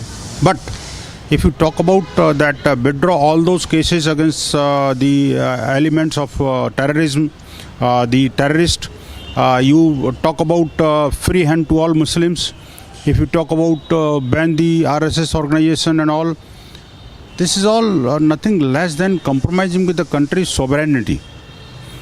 I'll say that with the one vote, you are negotiating with the country. It is very important issue, and the election commission must take up this issue, not the party only. And if the party, if any one of the party give assent to the demand, that I will say they are also anti-national, because this is complete and clear-cut agenda of Muhammad Ali Jinnah. He want to negotiate between the country and the Muslims. That's why he taken back the more important part of the nation to Pakistan. देखिए, उन्होंने पत्र भेजा और दूसरी तरफ से Congress party ने तुरंत उस पत्र को स्वीकार करते हुए कहा कि हम इन 17 मांगों को कंसिडर करेंगे, इन पर चिंता करेंगे, आप हमको चुनाव में समर्थन दीजिए। दिखता है कि किस प्रकार से ये वोट जिहाद का मामला चल रहा है, किस प्रकार से ये जो यूपी में हुआ था जब मरिया आलम ने जो सलमान खुर्शीद की भतीजी थी उसने भी वोट जिहाद की बात कर दी, वही आगे बढ़ते हुए आज महाराष्ट्र के अंदर भी वोट जिहाद की बात हो रही है। ये कांग्रेस को जवाब देना है, उससे ज्यादा उद्धव ठाकरे को जवाब देना है कि क्या वह इसके पक्ष में है कि वहां पर शरिया लागू हो। महाराष्ट्र में महाविकास आघाड़ी कांग्रेस की सरकार आते ही राष्ट्रीय स्वयंसेवक संघ आरएसएस पर प्रतिबंध लगेगा। ऑल इंडिया उलमा बोर्ड महाराष्ट्र ने महाराष्ट्र प्रदेश कांग्रेस अध्यक्ष नाना पटोले के पास 17 मांगे की, उसमें से एक मांग है आरएसएस पर प्रतिबंध लगाना, जो कांग्रेस ने मान्य की है। Out of the Maharashtra polls, BJP is conducting back-to-back rallies in the state, with Prime Minister Modi addressing public rallies in Akola as well as in other parts of the state, where he essentially launched sharp attacks on the Mahavikas Aghadi as well as particularly the Congress party. Take a look at this report. Seems like unity pitch has become the poll mantra for BJP in Jharkhand and Maharashtra. In his back-to-back rallies, first in Dhule, then Nasik, and now in Akola, PM has amplified his unity pitch. PM even accused Congress of pitting one caste against another. Listen in. Congress SC समाज के अधिकार उनसे छीन लेगी, SC को कमजोर करके सरकार बना लेगी। यही उसकी चाल है, यही उसका चरित्र है। इसलिए आपको कांग्रेस की इस खतरनाक साजिश से सावधान रहना है। आपको याद रखना है, एक है तो सेफ है। Not only this, PM launched a scathing attack on Congress and National Conference over the showdown in J&K Assembly. He warned Congress and allies to not encourage Pakistan's agenda. ये कौन लोग हैं जो फिर से 370 को लागू करना चाहते हैं? अलगाववादी इसकी मांग करते हैं या नहीं करते हैं? आतंकवादी संगठनों ने 370 हटाने का विरोध किया था कि नहीं किया था? पाकिस्तान 370 का रोना रोता है या नहीं रोता है? जितनी भारत विरोधी ताकत है, सब पे सब 370 का समर्थन करते हैं, और वही कांग्रेस की विभाषा बन गई है। कांग्रेस वही भाषा बोलती है। Furthermore, PM Modi ripped into Congress and Rahul Gandhi over the constitution blunder. संविधान के नाम पर लाल किताब छपवाना, उसमें से संविधान के शब्दों को हटाना, ये संविधान को खत्म करने की कांग्रेस की पुरानी सोच का नमूना है। यही कोशिश इन लोगों ने आपातकाल के दौरान की थी, इमरजेंसी में की थी। अब अपनी अलग किताब छपवाकर ये संविधान का मजाक उड़ा रहे हैं। सच्चाई ये है कि कांग्रेस और उसके साथियों को बाबा साहब के संविधान से नफरत है। Meanwhile, he has launched a scathing attack on Maha Vikas Aghadi, calling them a corrupt party. Listen in. Marathwada में 11 सिंचाई योजनाओं को मंजूरी दे दी गई है। इस क्षेत्र की सिंचाई की समस्या दूर करने के लिए मराठवाड़ा वाटर ग्रिड परियोजना शुरू की गई थी, लेकिन जब महाअगाड़ी की सरकार आई तो उसने इस पर रोक लगा दी। अब महायुति की सरकार ने इसे दोबारा गति दी है। Maharashtra is set to vote on November 20th, while the votes will be counted on November 23rd. Well, it's turning out to be a high-octane campaigning in Jharkhand. Leading the campaign is none other than Home Minister Amit Shah. He's torn apart the JMM Congress alliance, once again referring to the fact that infiltration was at its peak during the rule of Jharkhand Mukti Morcha and the Congress alliance. In fact, in an exclusive interview to Republic TV, Home Minister Amit Shah says that the Bharatiya Janata Party will be coming back to power with a full majority. Jamshedpur में केंद्रीय गृह मंत्री अमित शाह हुकार भरते हुए नजर आ रहे हैं और यहाँ पर आप देख सकते हैं जनसभा, जन समर्थन देखने को मिल रहा है। केंद्रीय गृह मंत्री अमित शाह हमारे साथ हैं। सर, तस्वीरें हम देख पा रहे हैं, लोगों का प्यार नजर आ रहा है, भारी जन समर्थन पूर्ण बहुमत के साथ यहाँ भारतीय जनता पार्टी की सरकार एक बार फिर से बनने जा रही है। सर, यूसीसी की बात आप कर रहे हैं, लेकिन विरोधियों के पेट में दर्द हो रहा है। चलिए, इसका मेरे पास कोई इलाज नहीं है। हम सारी ट्राइबल जातियों को एक्सक्लूड कर यहाँ पर यूसीसी लाए। सर, जो घुसपैठ का मुद्दा है, डेमोग्राफी चेंज का मुद्दा है, लगातार बीजेपी उठा रही है, लेकिन आपको लगता है कि कितना समय इसमें लग सकता है और क्या सबसे बड़ा कारण है इसको लेकर? देखिए, केंद्रीय सुरक्षा बल, गांव का पटवारी, पुलिस स्टेशन और डिस्ट्रिक्ट कलेक्टर के बीच में जब तक कोऑर्डिनेशन नहीं है, घुसपैठ रोक नहीं सकते। सर, लोकसभा चुनाव में इंडी गठबंधन ने बहुत कोशिश की कि संविधान का नाम लेकर आपको तोड़ा जाए, पार्टी को नुकसान पहुंचाया जाए, लेकिन एक है और सेफ है का कोई भी कार्ड विपक्ष निकाल नहीं पाया है।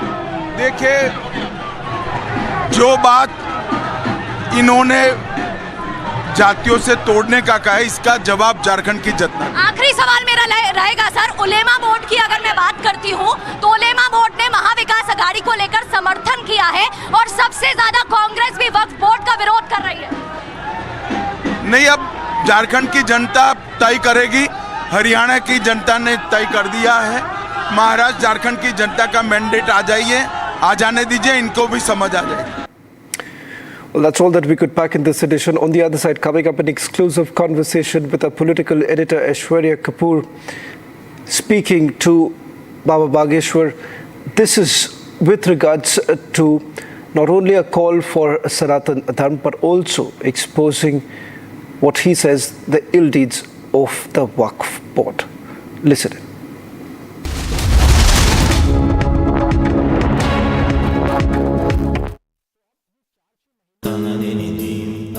Amity has been ranked among the top universities globally for producing the most employable graduates by the Times Higher Education UK. Yet another testimony to Amity's excellent placement record. The Pakistan Cricket Board is willing to make adjustments in the schedule of the 2025 ICC Champions Trophy, which it is hosting, with matches involving India set to take place in the UAE, which is a climb down from its earlier stated position. This could mean that the tournament may be held in the hybrid model, as the Indian government is unlikely to allow its team to travel to Pakistan in the existing socio-political environment and security concerns for the national team.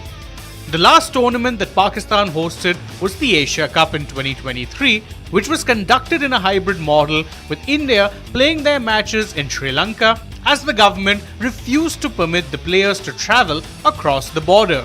The PCB feels that even if the Indian government does not clear the door to Pakistan, slight adjustments can be made to the schedule, as in all probability, India would play its matches in Dubai or Sharjah, a source in the PCB told news agency PTI.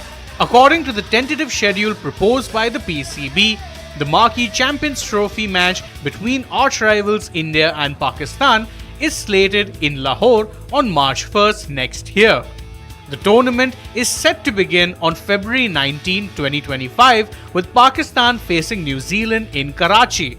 The final is scheduled on March 9th at Lahore's Gaddafi Stadium. According to the tentative schedule, all of India's matches have been kept in Lahore for security and logistical reasons, but that is likely to change.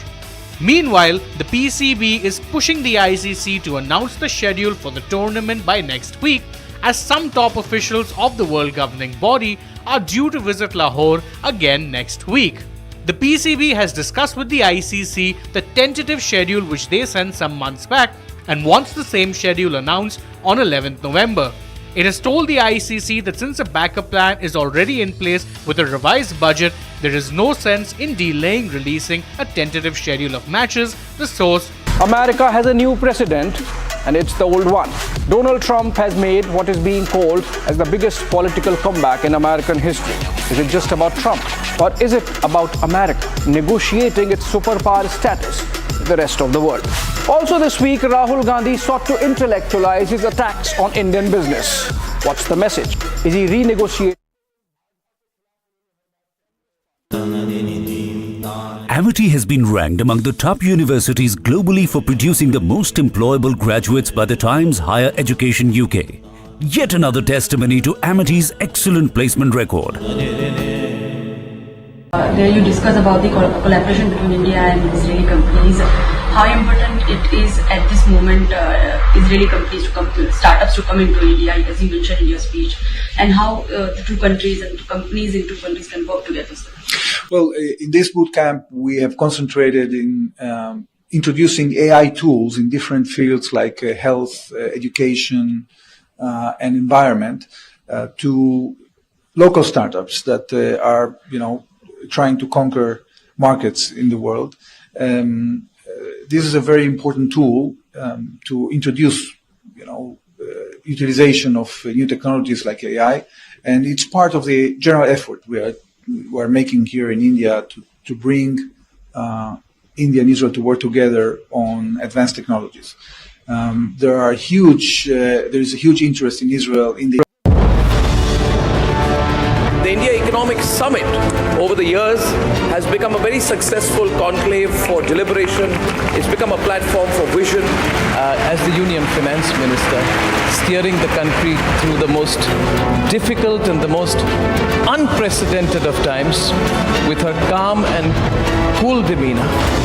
Ms. Sitharaman knows well enough how many cynics there are in this country, but I must say it, you have taken the country through many, many crises.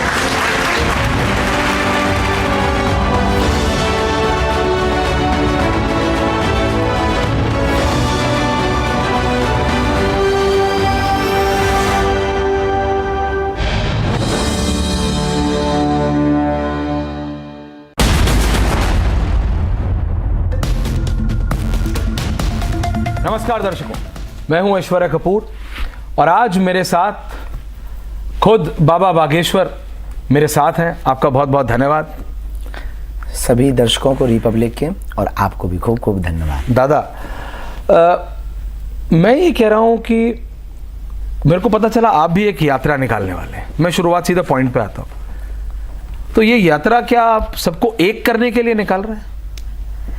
ये देश यात्राओं का देश है। यहाँ राम की भी वनवास यात्रा हुई, महात्मा गांधी की दांडी यात्रा हुई, आज जगत गुरु शंकराचार्य की चारों मठों की स्थापना यात्रा हुई है। इस देश में यात्राएं हमेशा सफल हुई हैं। वर्तमान में हमारे हिंदू सनातनी परिवार जातियों में बहुत ज़्यादा बटे हुए हैं। छुआछूत भी है, भेदभाव भी है, गांव गांव में ये सबसे बड़ा मसला है। हमने इसलिए विचार किया कि राम ने जब सबरी के घर बेर खाए तो क्यों ना हम सबको एक करें, अंगड़े और पिछड़े की लड़ाई को मिटाएं, भेदभाव को दूर करें, छुआछूत को दूर करें, एकता के नारा को दें, लेकिन सनातनी एकता पर जोर दें। अब प्लीज माइंड मत कीजिएगा, मैं थोड़ा आपसे मजाक भी कर लेता हूं, लेकिन सीरियस सवाल से शुरुआत कर रहा हूं। आपने कहा एक करना है, आपने कहा सनातनियों को एक करना है। आप जब बोलते हैं तो लोग उसका राजनीतिकरण या उसका एक राजनीतिक लाइन निकाल लेते हैं। पहले बाबा ने कहा, यानी योगी जी ने कहा, मैं उनको बाबा कहता हूं, बाबा ने कहा, फिर उसके बाद प्रधानमंत्री ने कहा एक रहोगे तो सेफ रहोगे। प्रधानमंत्री ने कहा, बाबा ने एक बार नहीं एक दर्जन बार कह दिया, बटोगे तो कटोगे, एक रहोगे तो नेक रहोगे। आपने एक वाली बात पकड़ ली और आप यात्रा निकाल रहे हैं। नहीं, क्या ये यात्रा का संकल्प हमारा बहुत पुराना है। इसकी तैयारी लगभग 2 महीने से चल रही। इसका संकल्प हमने, इसकी घोषणा अपने जन्म दिवस पर 4 जुलाई को कर दिया था। 4 जुलाई को इस यात्रा की घोषणा की थी कि जात पात भेदभाव को मिटाने के लिए। कहने के लिए कह रहे हैं कि कंट्रोवर्सी ना हो इसलिए कह रहे हैं? ऑलरेडी इसके वीडियो हैं, विजुअल हैं। आपने अपने जन्मदिन की बात कर ली, कोई कुछ बोलेगा भी नहीं, बाबा का जन्मदिन है, आपने उसका बहाना लेके कर दिया। बिल्कुल भी नहीं, 4 जुलाई तो बहुत पहले थी। ये बयान तो अभी आए होंगे, अभी आए। हाँ, ये तो अभी आए, महीना 1.5 में हुआ सब कुछ। हाँ, 4 जुलाई तो हमारी बहुत पहले जन्मोत्सव था, तो जुलाई के दिन का वीडियो भी अभी यूट्यूब पर डला हुआ है। इस यात्रा से कोई उसका संबंध नहीं। लेकिन राजनीतिक हमारा कोई, हम धर्म गुरु हैं। हमें किसी भी सरकार सत्ता से न पक्ष है न विपक्ष है। सभी पार्टी के लोग हमारे हो। इस यात्रा में सबका स्वागत है। आप बुलाने वाले हैं क्या इस यात्रा में? आ जाएं तो बढ़िया है। नहीं, अभी आपने कहा सबका स्वागत है। सबका स्वागत है। अगर कोई यार आ रहा है, स्वागत, बिल्कुल बेझिझक आएंगे तो मना नहीं करेंगे, भगाएंगे नहीं, ये तय है। क्या बात कर रहे हैं? आप हंसी में सब कुछ टाल जाते हैं, लेकिन क्या बात कर रहे हैं? अगर अखिलेश आएगा तो भी ठीक है, बाबा आएंगे तो भी ठीक है, राहुल आएंगे तो भी ठीक है। वो भी तो सनातनी हैं, वो भी तो भारत के हैं, वो भी तो जात पात छुआछूत को मिटवाने का भाव रखते ही होंगे, वो भी तो उस गांव के अंगड़ियों पिछड़ी लड़ाई को देखते और सुनते होंगे। आपको लगता है सारे पार्टियां यही सोचती हैं? कह नहीं सकते, हमने सबकी विचारधारा को बहुत बारीकी से नहीं देखा है। तो खरा मत मानिएगा, आपको थोड़ा कुरेद रहा हूं। तो जब आपने सबको नहीं पढ़ा तो आप सबको बुला रहे हैं, अगर हो सकता है उसकी कुछ और सोच हो तो नया आए। अगर आपकी हमसे उल्टी सोच है और आप देश को तोड़ने की बात कर रहे हैं, आप देश को जलाने की बात कर रहे हैं, अगर आप देश को मिटाने की बात कर रहे हैं, आप इस देश में जातियों का जहर भरना चाहते हैं, आप इस देश में जाति के नाम पर अपनी लुटिया को बढ़ाना चाहते हैं, अपनी रोटियों को सेंकना चाहते हैं, तो आप मत आइए। हमारा उद्देश्य कोई पॉलिटिकली नहीं है, हमारा उद्देश्य कोई राजनीतिक नहीं है, हमारा उद्देश्य और फंडा एकदम फिक्स है। हमें सनातनी हिंदुओं को एक करना है और कोई हमको किसी भी पार्टी से जोड़ सकता है, ये उसकी विचारधारा है, पर हम किसी भी पार्टी के लिए नहीं कर रहे हैं, ना हमें पार्टीवाद से मतलब है। अपनी खुद की पार्टी है बजरंगबली की। ये तो आपने बताया मुझे, ऑलरेडी हमने आपको बताया, सिंबल भी तैयार है, सिंबल भी तैयार है, ऑलरेडी बहुत बढ़िया चल रही है, ऑलरेडी बहुत वो तो मैं देख रहा हूँ, ऑलरेडी बहुत बढ़िया चल रही है पूरे देश में, विदेश में। आजकल तो आप विदेश में भी यात्राएं कर रहे हैं। हाँ, फिजी गए, ऑस्ट्रेलिया गए, ऑकलैंड न्यूजीलैंड गए, लंदन भी आप गए। लंदन में लगभग 2 से 3 बार गए, दुबई गए। जो हमको कहते थे कि हम मुसलमान विरोधी हैं, तो हम उस देश में भी जाके कथा करके। कनाडा में गए? नहीं, अभी नहीं। जरूरत है, जाना लग रहा है, जाना है। लेकिन मैंने इसलिए बोला, शायद आपकी जानकारी में है या नहीं होगा, आपका तो वाईफाई बहुत हमेशा स्ट्रांग रहता है। कनाडा में जो सनातनियों के साथ हो रहा है, और पिछले 48 घंटे में मंदिर में घुस के खालिस्तानियों ने मंदिर में घुस के जो पूजा करने के लिए जो प्रार्थी के उनको पीटा है, लाठियों से पीटा है। सारे सनातनी इकट्ठे हुए कनाडा में, वाह, ब्रैम्पटन में इकट्ठे हुए, मेल्टन शहर में इकट्ठे हुए कि हमको पूजा करने दो।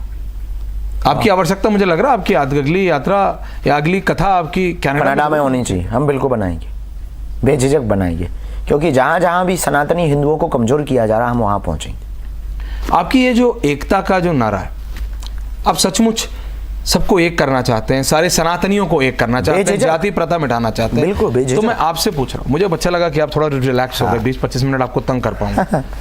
तो कास्ट सेंसस, जाति के ऊपर जो सेंसस है, उस पे आपकी क्या राय है? होना चाहिए, नहीं होना चाहिए? Census means? सेंसस मीन्स सर्वे, राष्ट्रीय सर्वे जाति के ऊपर जो बताएगा। नहीं, जनसंख्या की जनगणना हो। हाँ, जनगणना अलग चीज है दादा। यहाँ पे जितने भी हमारे कैमरामैन हैं, आप हैं, मैं हैं, अगर सेंसस वाला आएगा तो हमको बताना पड़ेगा मेरा नाम क्या है, मेरी जाति क्या है, और फिर वो जाति है। क्योंकि कुछ राजनेता, आपने तो सबको बुला लिया, लेकिन उसमें से बहुत सारे, और मैं साफ कहूं तो विपक्ष, समूचा विपक्ष कह रहा है जिसकी जितनी संख्या बारी उसकी उतनी भागीदारी। इससे देश जलेगा। आप इस विषय पे ही क्यों जाओ? आप एक समुदाय को ही बढ़ाने की बात क्यों करो? आप पूरे राष्ट्र को बढ़ाने की बात करो ना। That's the point. आप पूरे देश को आगे बढ़ाने की बात करो ना। आप देश के जितने गरीब लोग हैं उनकी आप जो है उनकी पहचान चिन्हित कराओ ना, उनको आप पहचान चिन्हित करा करके आगे बढ़ाने की बात करो ना। आप विकास के लिए उनको चुनो जो पिछड़े और बिछड़े हैं, ना कि जातियों से बिछड़े हैं, ना कि संख्या से बिखड़े हैं, ना कि अल्पसंख्यक पे बात करो। आप उन पे बात करो जो सबसे ज्यादा कमजोर है, चाहे वो किसी भी वर्ग का हो। हम कहते पादरी हो, इस्लाम हो, हिंदू हो, सनातनी हो, यहूदी हो, पारसी, जो भी हो। आप गरीब और अमीर 2 कैटर बनाओ, 2 रॉ बनाओ। एक रॉ में अमीर को रखो, एक रॉ में गरीब को रखो।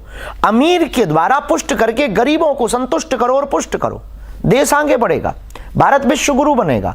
इस पे समय खर्च करना, देश में दंगे खर्च कर देना, देश में जातिवाद के नाम पे जहर घोलना, अपनी रोटियां सेकने के चक्कर में उन लोगों के ब्रेन ब्रॉश करना, और संख्या जिसकी जितनी भागीदारी उसकी जितनी हिस्सेदारी, इससे देश जलेगा। सड़कों पे लोग आएंगे, मांगे करेंगे, आपके थानों को जलाएंगे, डीएम ऑफिस को जलाएंगे। छत्तीसगढ़ में एक घटना हुई कि सीधा एसपी ऑफिस को शायद या डीएम ऑफिस को जला दिया। ये दुर्भाग्य है देश का। देश को अगर जलाना है तो आप जातियों में बांटो। देश को अगर बचाना है तो हम सनातनी हैं, हम हिंदू हैं, एक हैं, इस बात पर आपको हर हाल में आना ही पड़ेगा। इसीलिए आज से हमने ठीक 3 महीने पहले, जुलाई में हमारी 1 साल पहले घोषणा थी कि हम पद यात्रा करें। 4 जुलाई को हमने प्रण लिया था कि अब हम पद यात्रा करके लोगों को जोड़ने का काम करें। और इसीलिए आप ये यात्रा निकाल, इसीलिए हम कर रहे हैं। सचमुच आपको लगता है ना कि जातियों से फायदा नहीं होता, भारत बढ़ता है बेझिझक? तो ये राजनेताओं को समझ क्यों नहीं आता? अब इनकी पर्चियां क्यों नहीं खोल देते? अब राजनेता अगर हमसे ज्ञान लेंगे तो हम बिल्कुल खोलेंगे। हमारी सुनता कौन है आपके अलावा? ऐसा मत बोलिए कम से कम मैं तो सुनता हूं आपकी। लेकिन ये आपने बहुत ठीक कहा कि मतलब अगर जातियों का बोलबाला, जैसे ये कहते हैं कि जिसकी जितनी भागीदारी उसकी इतनी हिस्सेदारी, उसकी उतनी हिस्सेदारी, उससे देश जलेगा बेझिझक। आप विकसित राष्ट्रों को देखो ना जी, डेवलप कंट्रीज जितनी हैं आप उनको देखो। उन्होंने जो डेवलपमेंट किया है वो किसी एक जाति के बल पर नहीं किया ना, ये एक देश राष्ट्र के बल पर किया, देश के बल पे, एक बल पे, एक सबकी सोच रखी, एक विचारधारा रखी, तो सब आगे बढ़ गए। इस देश में जब गुलामी थी तो अंग्रेजों को भगाना किसी एक जाति ने नहीं भगाया ना, सबने भगाया। हिंदू मुसलमान से सब लड़े, सबके पूर्वज मरे। तो हमें इस पे बात करनी पड़ेगी ना, हमें इस पे चलना पड़ेगा। तो अगर हमको अपने देश को जलाना है तो आप जाति जनगणना कर लीजिए, अगर देश को बचाना है तो जो हमने सनातन हिंदू एकता पद यात्रा को निकाला है, इसमें अपनी जाति भाव के गुमान को भूलकर आपको सरनेम नहीं हटाना है, सरनेम के आगे एक काम करना है, सनातनी हो तो सनातनी जोड़ना है, बस खेल खत्म। Very important. यही बात मैंने 1.5 साल पहले आपके लिए उन्होंने कई अच्छी टिप्पणियां भी दी हैं, स्वामी दीपांकर से भी सुनी थी, वो भी एक यात्रा निकाल, अच्छा, सबको जोड़ने के लिए हिंदुओं की। उन्होंने भी मुझे बताया था कि 1.5 साल पहले कि हिंदुओं को जोड़ने की जरूरत है। लेकिन जब आपने बोला ना जातियों से ऊपर उठना है, इसमें आप सबको, क्योंकि आपके लाखों नहीं करोड़ों फॉलोअर्स हैं, आप अगर आज एक टिप्पणी करते हैं तो ऑस्ट्रेलिया से लेके नॉर्थ अमेरिका तक और साउथ अमेरिका के कुछ देशों से लेके अफ्रीका तक जितने भी सनातनी जहां भी हैं खड़े होते हैं बेझिझक, ये उनका प्रेम है। और आप जब बोलेंगे कि जातियों में बंटना नहीं है, एक साथ आना, उसका असर होगा। कोशिश हमारी यही है, वो उनका प्रेम है, उत्साह है। भगवान ऐसी कृपा करें, हमारी बुद्धि ऐसी रखे कि हम उनके भरोसे को कभी तोड़े ना। जब बात अंतर्राष्ट्रीय हो रही है, मैं वापस देश में आऊँ, उससे पहले पड़ोसी देश से होते हुए वापस आता हूँ, बांग्लादेश। मत पूछो दादा, हिंदुओं के साथ इतना हुआ, आपने टिप्पणी दी, कई और कथावाचक जो जिनके लाखों फॉलोअर्स हैं उन्होंने दी, लेकिन एक राजनीतिक दल, आपने बड़ा दल दिखा के सबको इनवाइट तो कर लिया, सबको आपने आमंत्रित तो कर लिया, लेकिन कई नेता बड़े ऐसे जो क्या क्या बनना चाहते हैं, लेकिन एक टिप्पणी नहीं की गई, क्योंकि एक खास विशेष वर्ग को, मैं नाम लेता हूँ, मुसलमानों को, उन्हें लगा कि भारत के मुसलमान, हालांकि मेरा मानना है कि भारत का मुसलमान भारतीय पहले है, उसको बिल्कुल खराब नहीं लगता, लेकिन ये नेता जानबूझ के बांग्लादेश में ऐसी हालत, हिंदुओं को मारा धारा, दुर्गा पूजा नहीं मनाने दी दादा, दिवाली नहीं मनाने दी, और ये भारत के नेता कुछ बोलते नहीं है उस पर, विपक्ष। हमें लगता है कि इस देश में कुछ लोगों के अंदर राष्ट्रवाद की बहुत कमी है, राष्ट्रवाद की बहुत कमी है। आपकी नज़र में जब तक सत्ता महत्वपूर्ण रहेगी, गद्दी हथियाना और पाना यानी कहने प्रकार महत्वपूर्ण रहेगा, तब तक आप वही बोलेंगे जो आपके वोटरों को लुभा सकें।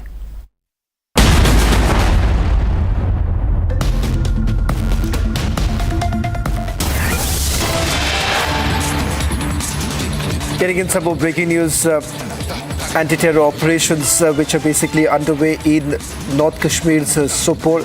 Heavy exchange of fire that has been reported between terrorists and security forces. This is coming in from the upper reaches of Rajpora area of North Kashmir's Sopore. In fact, the operation is now being carried out by 22 Rashtriya Rifles and Jammu and Kashmir Police. The latest details are also coming in that the army has been able to neutralize one terrorist in Sopore. Republic TV has also accessed latest images from the area where the encounter was underway. One terrorist has been gunned down is what we are picking up from our sources within Jammu and Kashmir Police. This started around a little before 8 o'clock this evening, and exchange of fire was reported between the terrorist and security forces, and this was reported from upper reaches of Rampura, Rajpura area. That's the latest now coming in. And let's also take you through the latest details now coming in from the operation that is basically underway. In fact, what we are picking up is that the operation is still underway. Let me bring in my colleague Arawat, who's joining us on this broadcast. Arawat, what more details are you picking up? The operation started a little after 8 in the evening. What's the latest coming in? Absolutely, Shravan. In fact, more operations have been also launched in the various areas in the North Kashmir, particularly in the Bandipora or outskirts of the Sopore. And we have been told that there is possibility that more terrorists may be hiding in the deep dense forest in the Rajpura, in the Rampura sector in the North Kashmir, Sopore. So far, 1 terrorist have been neutralized in this operation. The huge kg of arms ammunition have been recovered. This is the second gunfight in the North Kashmir in last 24 hours in the North Kashmir, Sopore. Earlier, we have seen these type of gunfights taking place in the North Kashmir, Kupwara and Bandipora, where we have seen that the 2 firearm terrorists were neutralized in the joint operation, and more operations are also underway in the parts of the Sopore and the Bandipora area. Particularly, we have seen recently that the target killings were taking place in the North to Central Kashmir, but this time after, we have seen that the intelligence agencies sounded alert that there is possibility that some terrorists from the line of control and other areas are trying to infiltrate this side. After that, we have seen that the high alert was sounded from line of control areas to other cities and forest areas in the Kashmir Valley, and the combing operation is going on in the Rajpura, where 1 terrorist have been neutralized and a huge kg of arms ammunition have been recovered. So far, further the coordinated search operation have been extended to other forest areas in the North Kashmir, Sopore, Shravan. Also, more details coming in after reports of fresh infiltration in the area. Kashmir IGP confirming a short while back that there have reports that have come in of infiltration that has taken place in that area. What more details are you picking up? The intelligence agencies has already told that there are numerous of the terrorists who are active in the various launching pads in the Pakistan-occupied Kashmir, and they are desperately trying to infiltrate this side before the winters. And IGP and other officers have also confirmed yesterday that infiltration have taken place in the North Kashmir, Gurez and the Bandipora sector. After that, these operations were intensified, and this is the big win for the security forces after the back-to-back terror incidents in the Kashmir Valley. 1 terrorist have been gunned down by the joint security forces in North Kashmir, Sopore. Rawat, I'll request you to stay on as my colleague Zeenat is also joining us on this broadcast. Zeenat, what more details are you picking up as the operation started a little after 8 o'clock this evening? I'm given to understand that multiple anti-terror operations have been carried out in the last few days. Give us a consolidated report of all that we know so far. See, Sean, we need to understand that after the terror incidents gone up in the Kashmir Valley for the last 3 weeks, we've been seeing the joint forces have been quite active, and the intelligence cadres have been more activated on the ground to get the leads. As far as today's encounter is concerned, this is an army-based operation where 1 terrorist have been neutralized. Though he was injured a while back, but he has been neutralized. The pictures that we show on the screen and the videos that we display, this is an identity of a terrorist that we are displaying, and also the kind of recoveries that have come to the joint security forces in the Sopore.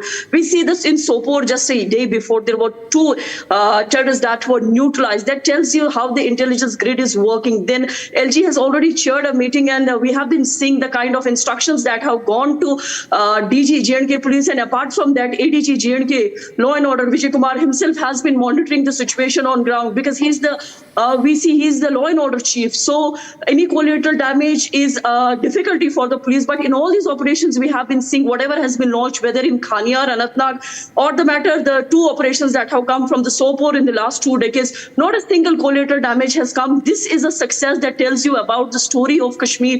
We've been seeing the kind of investment that Pakistan has made in all these 3 decades. They don't want that investment to go. But again, Srinagar police is cracking the case in less than 5 days, where the ISJK module was busted by arresting the 3 of the locals' boys. who were involved in the grenade incident in which the 12 civilians received injuries. So the very clear directions coming from the Home Minister Amit Shah, who has been monitoring the situation on ground as far as the Kashmir is concerned. We have been seeing the situation turning a bit better because the kind of body blow that has been coming to the terror outfits in all these days, that tells you that whatever they tried to do, joint forces were able to rebut and also to avenge the killings that were carried by these terrorists. Overall, this is a success for the forces where you see that not a collateral damage is taking place, and the way civilians were evacuated till late night. The Sopore police is working very hard as far as the terrorist movement is concerned, and the bigger success for the forces in these days is that now they are able to neutralize the Pakistan terrorists apart from the local ones. That also tells the story of the locals, that the joining rate has come down, the recruitment level has come down. This is a success to the joint forces, particularly to the J&K police, who have been working day and night to see that the local terrorists or the local boys should not join the terror ranks. So this is a success, and we see that in the coming time, there will be more terror operations. And also, apart from the terror operations, we have been seeing the way OGW network is being busted. Many of them have been arrested, be it from the Pulwama or from the other places. Zeerath, with regards to the operations that were carried out in the last few hours, what more details are you picking up? Because it appears that this is largely to do with multiple infiltration attempts that have been made in the last few weeks.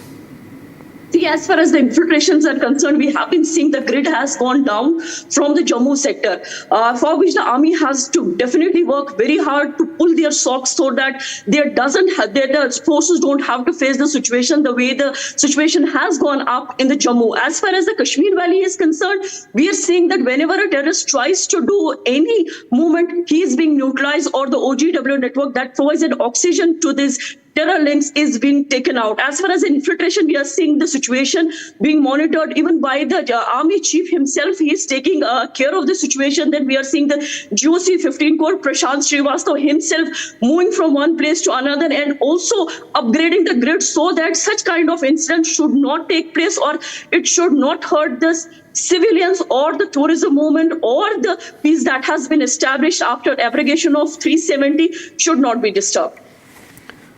Well, thank you very much, Zeerath and Rawat, for getting us the latest details. This is a developing situation in Sopore as the anti-terror operation still continues.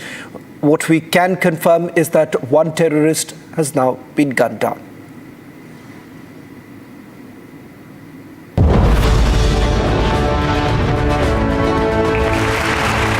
One of its best known spokespersons, and now as the Union Finance Minister, steering the country through the most difficult and the most unprecedented of times, and the grace with which she has led the country's economy at a time when all the doomsday prophets said no, it couldn't be done.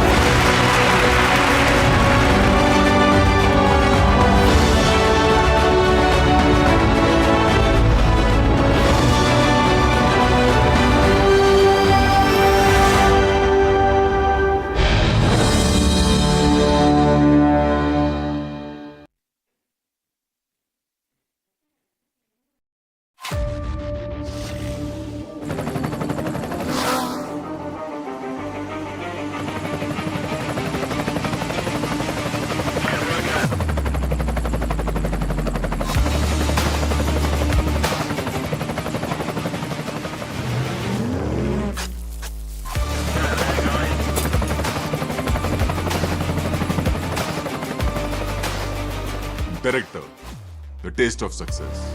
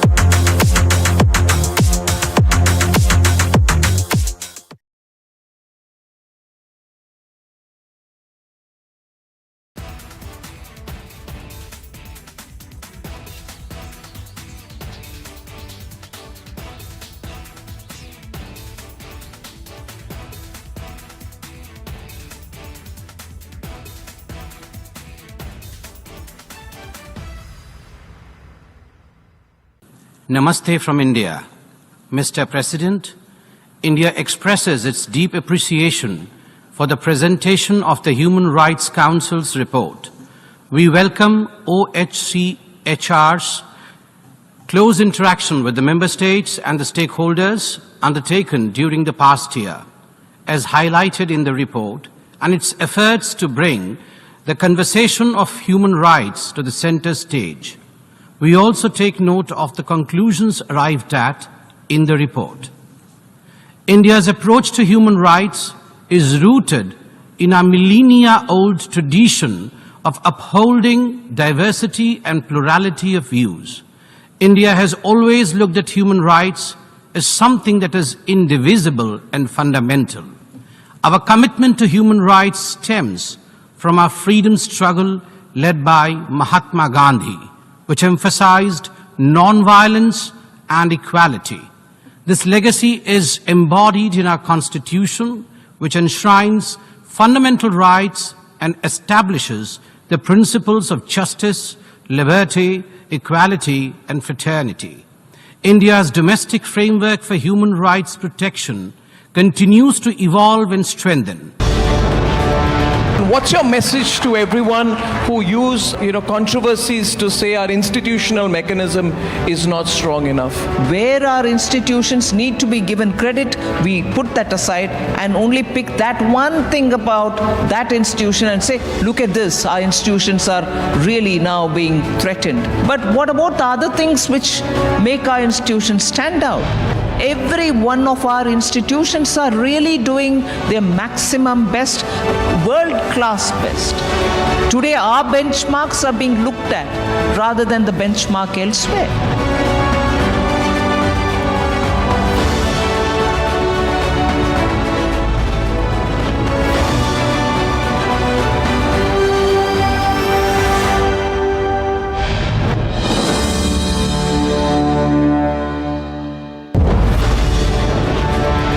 Someone who I have had the pleasure of knowing for almost, if I may say so, over a decade and a half professionally in various roles, and I have seen the way in which Nirmala Sitharaman has come out as a shining star in our political life. She would be feisty and have the greatest amount of personal research on any subject, which is true even today, and she had every fact on her fingertips.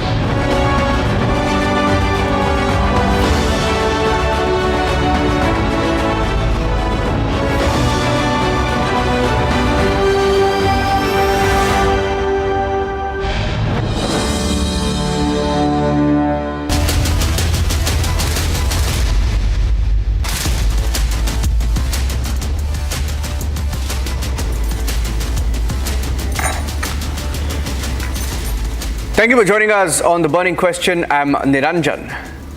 Open calls for Muslims to vote en masse in Maharashtra. That's our focus as the Ulema openly backs the Mahavikas Aghadi. I'm Niranjan. Here are the headlines at 9 p.m.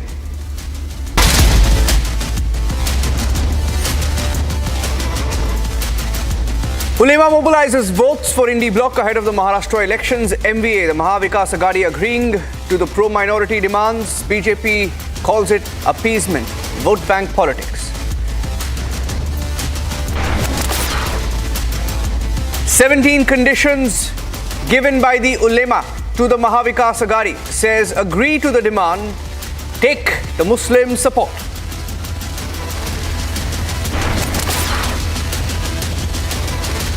वो अपना इख्तियार है vote देने का नहीं देने का, उनका इख्तियार है। हमारा काम, हम जहां हमारे कैंडिडेट है वहां पर अपना प्रचार करेंगे। Owaisi and AIMIM backing Ulema's support to the Mahavikas Aghadi, asking why hatred against one community. किसी को कमजोर करके सरकार बना लेगी, यही उसकी चाल है। आपको याद रखना है, एक है तो सेफ है। Taking the call for Hindu unity further in Maharashtra campaign, Prime Minister Modi says ek hai तो सेफ है। एक एक बांग्लादेशी को झारखंड की धरती से निकालेंगे। BJP taking a strong stand in Jharkhand, saying all Bangladeshis will be sent back.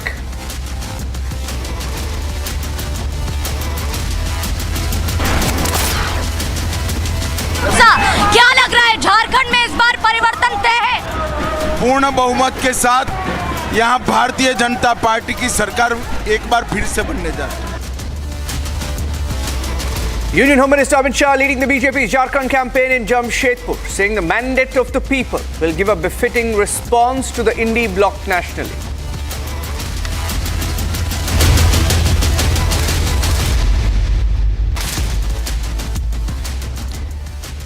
In 2023, ladies and gentlemen, there was an election held in Karnataka where Congress leaders themselves admitted, saying that mosques were involved and played a big part in the Congress party coming to power and defeating the BJP in Karnataka. Now in Maharashtra, just 10 days away from voting, and the Mahavikas Aghadi is going all out to gather votes. Specifically, the Muslim, the minority votes.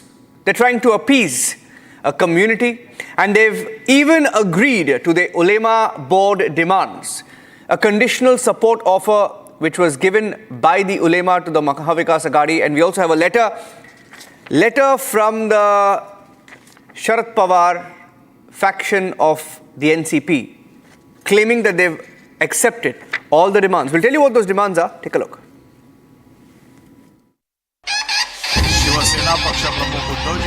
Hot on the heels of Maharashtra Assembly polls,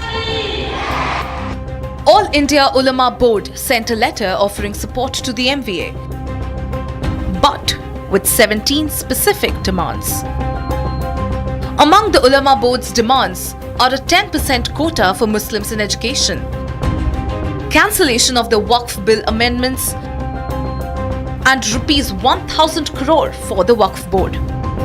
Another big demand that the board has proposed is sending Hindu saint Ramagiri Maharaj and BJP MLA Nitish Rane behind the bars. Other conditions include banning of RSS, recruitment of educated Muslims in police force, appointment of 500 employees in Maharashtra WAQF board, and actions against those who speak against Prophet Muhammad. Meanwhile, speaking to Republic, Maulvi Usman Sheikh, president of the Ulema board, confirmed that the discussions have in fact taken place with MVA leaders like Sharad Pawar and Nana Patole. जिनसे हमारी बात हुई है, शरद पवार जी, नाना पटोले जी, उदय ठाकरे जी, इन्होंने कहा जो संविधान के दायरे में रहेगा वो आपका मंजूर करेंगे। तो आपसे किससे मुलाकात हुई थी? हमारी शरद पवार जी से मुलाकात हुई, जयंत पटेल से हुई, उदय ठाकरे जी से हुई, तुम्हारे नाना पटोले जी से हुई। ये अभी तो सिर्फ हमने उनसे मांगनी की है, कोई मांगनी हमारी मंजूर अभी नहीं होंगी। जब सरकार बनेगी महाविकास आघाड़ी, जब की बात है ना ये।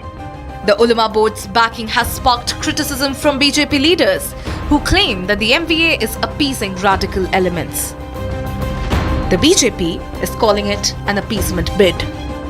Rahul Gandhi, the BJP would like to know, because any reservation on religious ground is totally prohibited. The Constitution does not permit. The Supreme Court judgment also prohibits that.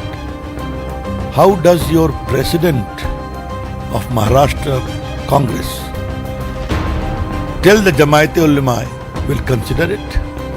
Is the MVA turning into a party that's dependent solely on Muslim votes to maintain power?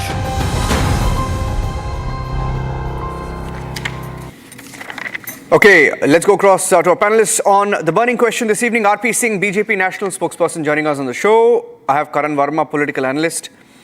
Sadhvi Jaya Bharati, spiritual guru. Shantanu Gupta, author.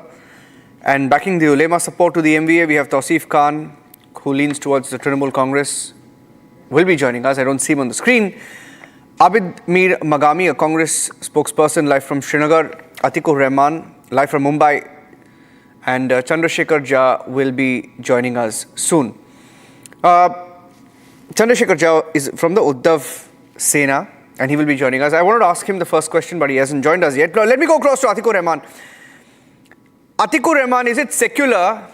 Is it secular, right, to ask Muslims to vote for Mahavikas Aghadi, but communal when there is a Hindu unity call given by the BJP? Both are communal, Niranjan, and let me call a spade a spade. I urge all the ulemas and all the Muslims, do not put any demands before the MBA. The only priority for Muslims in Maharashtra should be, and this is my personal opinion, without any conditions, we will be supporting the India alliance. We will be supporting the son of Hindu Hriday Samrat, Shri Bala Saheb Thackeray, Janab Uddhavji Thackeray. The reason behind Niranjan is... I'm asking you a question. Do you support ulemas backing the Mahavikas Aghadi in Maharashtra? Straight question. The ulemas, to me, are not political people. They do not understand the nitty-gritty of politics. I, as a researcher on political science and Islamic studies, I would say without any conditions, we will be supporting the India Alliance and Uddhavji Thackeray to defeat the BJP. Now you may ask the question, why I want a defeat of the BJP in Maharashtra?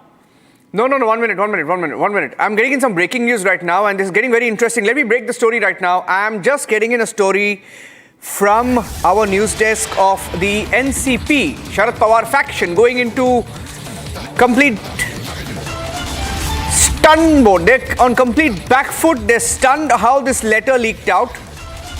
Mahavikas Aghadi is on the back foot. Sharad Pawar faction saying that we are not sure how this letter got leaked. We are not sure. We don't know how the letter got leaked. They're not denying the letter. They're not saying that no, we had accepted the demands of the Ulema. But they are saying we have to see how the letter got leaked out, which means the Sharad Pawar faction has just admitted to that letter. Jayant Patil speaking. I want to play that letter out. Sorry, the soundbite now.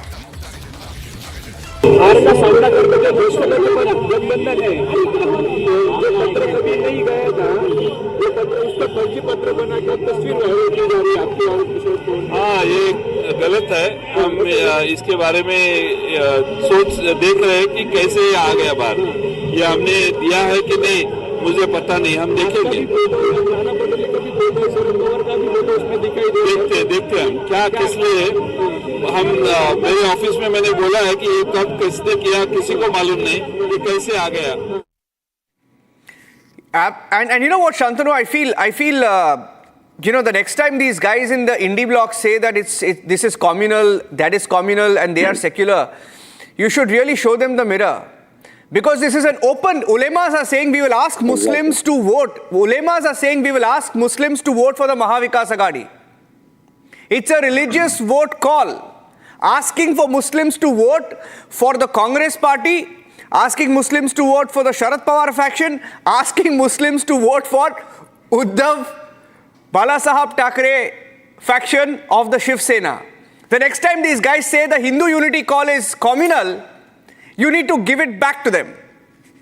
See, I think I'm not surprised. This is the way Congress operated. They always bargained for the Muslim vote based on some special privilege. Muslim community asked, we got Pakistan, but I want to usurp land in India also. Okay, I'll give you WAQF vote. Okay, I want to take a lot of temples. Okay, I'll give you places of worship act. Oh, I don't want to give alimony to Shahbano. Okay, I will enact a new law for you. Oh, I need Muslim reservation, right? It's not working for me. Oh, Muslim reservation is a little difficult from the courts. Okay, I'll give you minority commission. I'll give you Sachar committee, right? So this, but okay, in the turn, I'll get you Muslim vote. So this bargain of Congress, Samajwadi Party, TMC for Muslim vote is like not surprising for me. And then these ulemas will get something here and there, Hajj subsidy, this. So this is happening. This is unfortunate. That Muslim community is not and in the process a normal Muslim on the road, Muslim in the street house, he's not getting anything. It's only the ulemas and the Maulvis and the Madani here and a Wasi there who are getting benefit. A Pasmanda Muslim or any Muslim is not getting benefit. So Muslim community has kind of given the adhikar of their votes to the ulemas, and they're bartering it for some favor through WAQF Act, through Places of Worship Act, through Muslim reservations, through Minority Commission, through Sachar Committee, through multiple things, right? With Congress and multiple offshoots of Congress. So I'm not surprised. This will keep happening. Yeah. And I'm going to read out some of the demands of the ulema. So it's a clear quid pro quo. You should give it up. You should give it to the MVA. It's a clear quid pro quo, right? And I'm getting all the panelists on the screen. I will read out some of the conditions. See, ulema support में RPG conditions apply है. मैं बोलता हूँ conditions क्या-क्या है आप सुन लीजिए क्योंकि many people may not know the conditions. RP Singh ji, many people don't know the conditions. I want to read it out. Can I read out the conditions to our viewers? Give me a second. I haven't asked my question. Please give me a second. Okay. Just condition number 5, and that is all. Condition number 5. Please read that. That's most important. And that's disaster for India, any political system, which demands that release all the people who have been involved in riots since 2012. It says it demand release of Muslim jailed on charges of spreading riots from 2012 to 2024. But what my friend just now was saying, it is further to what Communal Violence Bill was, that the responsibility of, it was under the pressure of Muslims, that under the pressure of ulemas, that anyone commit riot, ultimately the responsibility will be on the majority community, not on the minority community. Now they are saying, we have committed riot, good enough, but you should release us without any condition. And same thing happened in Karnataka. They released people who committed riots. And then all those who were genuinely demanding, the students who were part of the demand, who were part of the agitation, not rioting, they are still in the jail. I want to get in Tausif here. Is Tausif with us? I want to bring Tausif on the screen. Tausif, look at the kind of demands that have been placed, right? I'm reading out some of the demands so that our viewers know what the demands are. The Ulema board, ladies and gentlemen, the Ulema board in Maharashtra, it's actually the All India Ulema board, has promised to support the MVA or the Mahavikas Aghadi, comprising 3 principal opposition parties in Maharashtra right now, for open Muslim support. They are saying we'll mobilize Muslim votes for you. At least, one thing you have to admit, Tausif, that in Karnataka they had to lie. Even today they lie in public saying that, we did not, openly mobilize the Muslim vote, the Congress party. But there was a tape of a minister saying, I went to, in Rajasthan, he says, every mosque in every constituency, we sat with the Maulvis in every mosque. And we made sure that the votes came to us. And that is why they say Congress ne kamal kar diya Karnataka mein. So in Maharashtra, at least they're not taking that route. They're openly saying, okay, you know what, you have 17 demands, put those demands, and we will make sure that you get the Muslim vote. It's good. But you know what? You should never then criticize Yogi Adityanath. You should never criticize the RSS chief. You should never criticize the Prime Minister when they say, batenge to katenge. Ek hai to safe hai, the Prime Minister said today. So what's wrong? If they are asking the Hindu community to be united, what's wrong? Because Mahavikas Aghadi is doing exactly that. Long before the current Maharashtra Assembly elections, preparations are going on. BJP and RSS and other Sanghi organizations, they were going around meeting people, asking what their demands were. And I'm so glad that while the RSS and other organizations demanded that the mosque be demolished and temple be built, the ulemas have, on the other hand, neither raised any demand for building any mosque or demolishing any temple. We should find solace in that, and we should be very thankful that whatever they're demanding is very legitimate, as against such an illegitimate demand that was raised by the RSS. I'm aghast with this kind of a response at the moment. And they keep the question doing that he has even simply now. sidelined, and he has gone a step ahead, Madam, please do not speak over me. justifying that it is Madam, I okay know for this the channel Muslims is to owned be by united in One minute. vote. It is fine to be One minute. Tausif, be careful. Tausif, be a little careful. Tausif, can I say something? Do not heckle me. You heckle me everywhere. Tausif, 1 minute. Sadhvi ji, 1 minute. Sadhvi ji, 1 minute. Sadhvi ji, 1 minute. Sadhvi ji, 1 minute. Sadhvi ji, 1 minute. Sadhvi ji, I'm requesting you, please, 1 minute. Tausif, 1 minute. Tausif, 1 minute. Tausif, 1 minute. Sadhvi ji is silent. You hear me 1 second. I'm giving you 30 more seconds, but you hear me first. I'm giving you 30 seconds. Hear me first. First of all, I have a poor signal of you. So you have to, speak slowly, clearly. Secondly, when she says something, you respond to her. Don't talk about the channel. Okay? I'm being very respectful to you. Stick to your subject. Stick to your question. I've asked you a question. Don't talk about the channel or the network.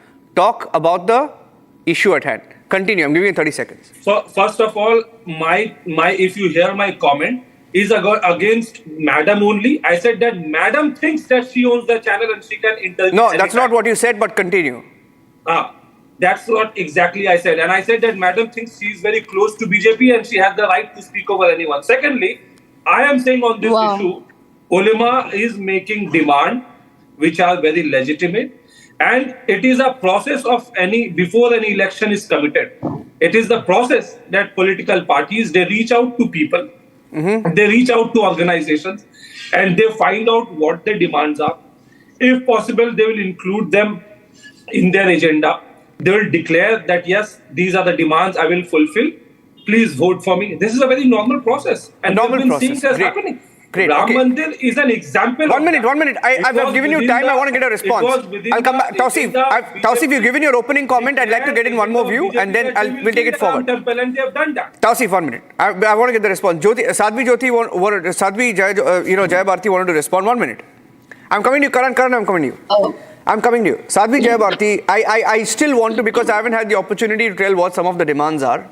The demand of the Ulema has been to oppose the WAQF bill and seek its repeal, which we know Congress loves the WAQF bill. We are seeing what's happening in Karnataka and across the country. Second, Ulema board has requested Maharashtra government to allocate 1,000 crore to the Maharashtra WAQF board. Third biggest landowners want 1,000 crore more. Point number 3, Ulema board wants to remove encroachments from WAQF properties, which is another way of saying whatever we claim, give it to us. Point number 4, Ulema board wants 10% reservation for Muslims in Maharashtra. 10% reservation for Muslims in Maharashtra, which has also reached the Supreme Court. I'm not getting into the order. They want a ban on the RSS. They want RSS banned after the MVA government is formed. Point number 6, they want BJP leader Nitesh Rane and Ramgiri Maharaj to be arrested. And they want the release of Salman Azhari, which is secular according to Tausif. And they want to implement a law against anyone who speaks against Muhammad Prophet, which is wrong. You should never do that. But they want a law. The board also wants the state to pay 15,000 rupees per month to Maulana and Imams of the masjids operating in the state. I've only read half of it, but I found the part about the reservation for Muslims interesting, demand for arrest interesting. I found the WAQF 1,000 crore extra allocation for WAQF interesting, right? And removal of encroachments for WAQF also interesting. Sadhvi Jaya Bharti, I don't think there's anything wrong when, and you know what, I also have a letter, by the way. I have the letter here, where the Sharad Pawar faction has sealed a letter and said thank you to the ulemas, saying we are grateful and we accept all the demands. I have a letter of acknowledgement. Sadhvi Jaya Bharti. Yeah, so I have 3 things to respond to. One, the gentleman speaking before me, you asked him a question whether it was right for, polarizing the Muslim votes in such a way. He didn't respond to it, but in fact, he had gone ahead and called the communal demands a normal process of the electoral system. I'm really shocked and aghast by this kind of mindset that naturalizes and normalizes the communal extremism in the election. 1. Second, the list of the demands that you had just read out And it is absolutely contrary to the Muslim scholar on the panel right now, who says that ulemas are very innocent, they are very unaware, they know nothing. They've given their very innocent demands to the Mahavikas Aghadi. And look at what they are asking. They are asking for bans, they are asking for reservations, they are asking for everything that is unconstitutional, and yet they are innocent. How one extremism is called very innocent, while unity of the other community is called as communal. Another thing, what I find here is that Congress is a party of hypocrisy, and Mahavikas Aghadi is now a collision of higher hypocrisy. They go out and they speak that we talk only about Indians, we don't talk about Jativad, we don't talk about people on religious and communal lines. It's only the BJP who does the communal and Jati Pati. Who is doing what? They are acknowledging the letter in written and saying that we are.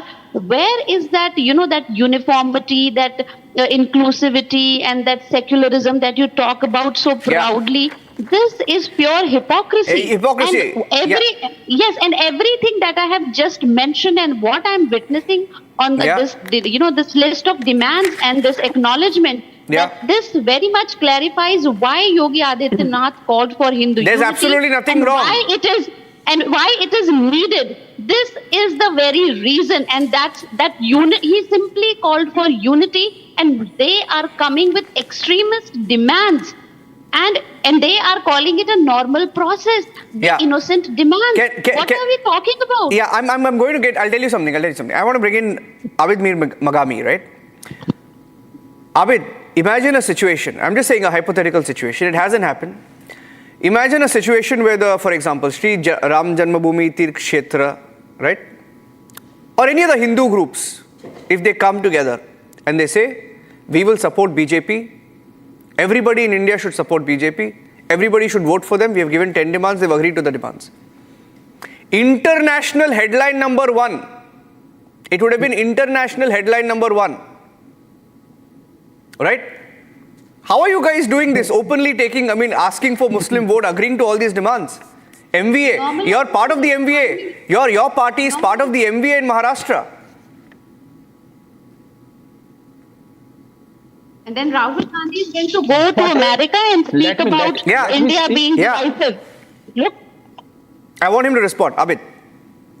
बटेंगे तो कटेंगे. इसको hypocrisy कहते हैं. अभी madam जी बोल रही थी hypocrisy. बटेंगे तो कटेंगे, इसी को हिपोक्रेसी कहते हैं. रही बात बीजेपी की, सबसे ज्यादा जो एक्सप्लॉइट रिलीजन को करती है वो बीजेपी. करोड़ रुपया हमें दे दो, ये इनोसेंट डिमांड है ना. 1000 करोड़ हमें दे दो, इसको बैन कर दो, जो वहां पर जो दंगे फसाद कर रहे थे उनको छोड़ दो, ये इनोसेंट है. और अगर हम कह दें कि आप एकजुट रहो नहीं तो कट जाओगे, ये hypocrisy. No, 1 minute. I don't. One second. One second. I'll tell you. I'll know what. I'm sticking my neck out. Abid. 1 minute. Abid. आपको नहीं. मैं आपको पूछ रहा हूँ. Abid, आपको पूछ रहा हूँ. मैं एक प्रश्न पूछ रहा हूँ. See, Owaisi has said there's nothing wrong. You're trying to demonize one community. I'll tell you one thing. I have covered Owaisi. I've been to meetings where Owaisi has spoken. I've covered a few Congress leaders, Muslim Congress leaders, specifically Muslim Congress leaders, minority leaders in different parts of the country. Everywhere when they meet in closed rooms, and I've been able to listen to some of them, you know what they say? The first thing they say, we have to stay united as a community. हमें एकजुट रहना पड़ेगा. There's a danger. We are under threat. There's a threat. So what is 1 minute? So 1 minute. They can say that. I don't know. 1 minute. So Sadhvi Jayabharti, 1 minute. Sadhvi Jayabharti talking about hypocrisy. I want to ask you 1 minute. Sadhvi Jayabharti. No, if they can say it under 1 minute. If they can say it openly and in closed doors, what is wrong in Yogi Adityanath or the Prime Minister saying Hindus must stay united? What is wrong? Every community has the right to say it. You have the right to say it. Okay, Abid. ठीक है. सब पूरी community को हक है बोलने का. आप ही कह रहे हो तो इसमें क्या गलत है फिर? जब आप ही कह रहे हो सभी कम्युनिटी को हक है बोलने का तो इसमें क्या प्रॉब्लम है? अरे बाबा, you can't ask. I don't know, Abed, it is, I don't know whether you know, but it is, you cannot ask for votes on religious grounds. Religious grounds. You cannot do that. Okay? Unity and asking votes on religious ground is different, gentlemen. And I just suggest you do some study before you come over and speak. सिर्फ और सिर्फ religion पे ही vote मांगती है, क्योंकि BJP जानती है development उनका जीरो है। अगर वो हिंदू मुस्लिम नहीं करेंगे वो सरकार में नहीं आएंगे। अच्छा, तो अभी हिंदू मुस्लिम किसने किया? अभी बीजेपी ने किया कि अभी आपने ये महाविकास आघाड़ी कर रही है? जब आप हिंदू मुस्लिम करो तो सेक्युलर है, बीजेपी हिंदू मुस्लिम करे तो कम्युनल है, कम्युनल है भाई, सही है। जब यही बीजेपी जम्मू कश्मीर में आती है, हमारा कुत्ता कुत्ता, आपका कुत्ता टॉमी, तो जब क्या बात है भाई? आती है तो मुंह पे ताले लग जाते हैं। क्या ताले लग गए? आप पढ़ के तो आइए, क्या बोल रहे हैं? आपके पास अपना ही कंटेक्स्ट नहीं है। You are talking out of context. What are you speaking? Study something before you come and open your mouth here.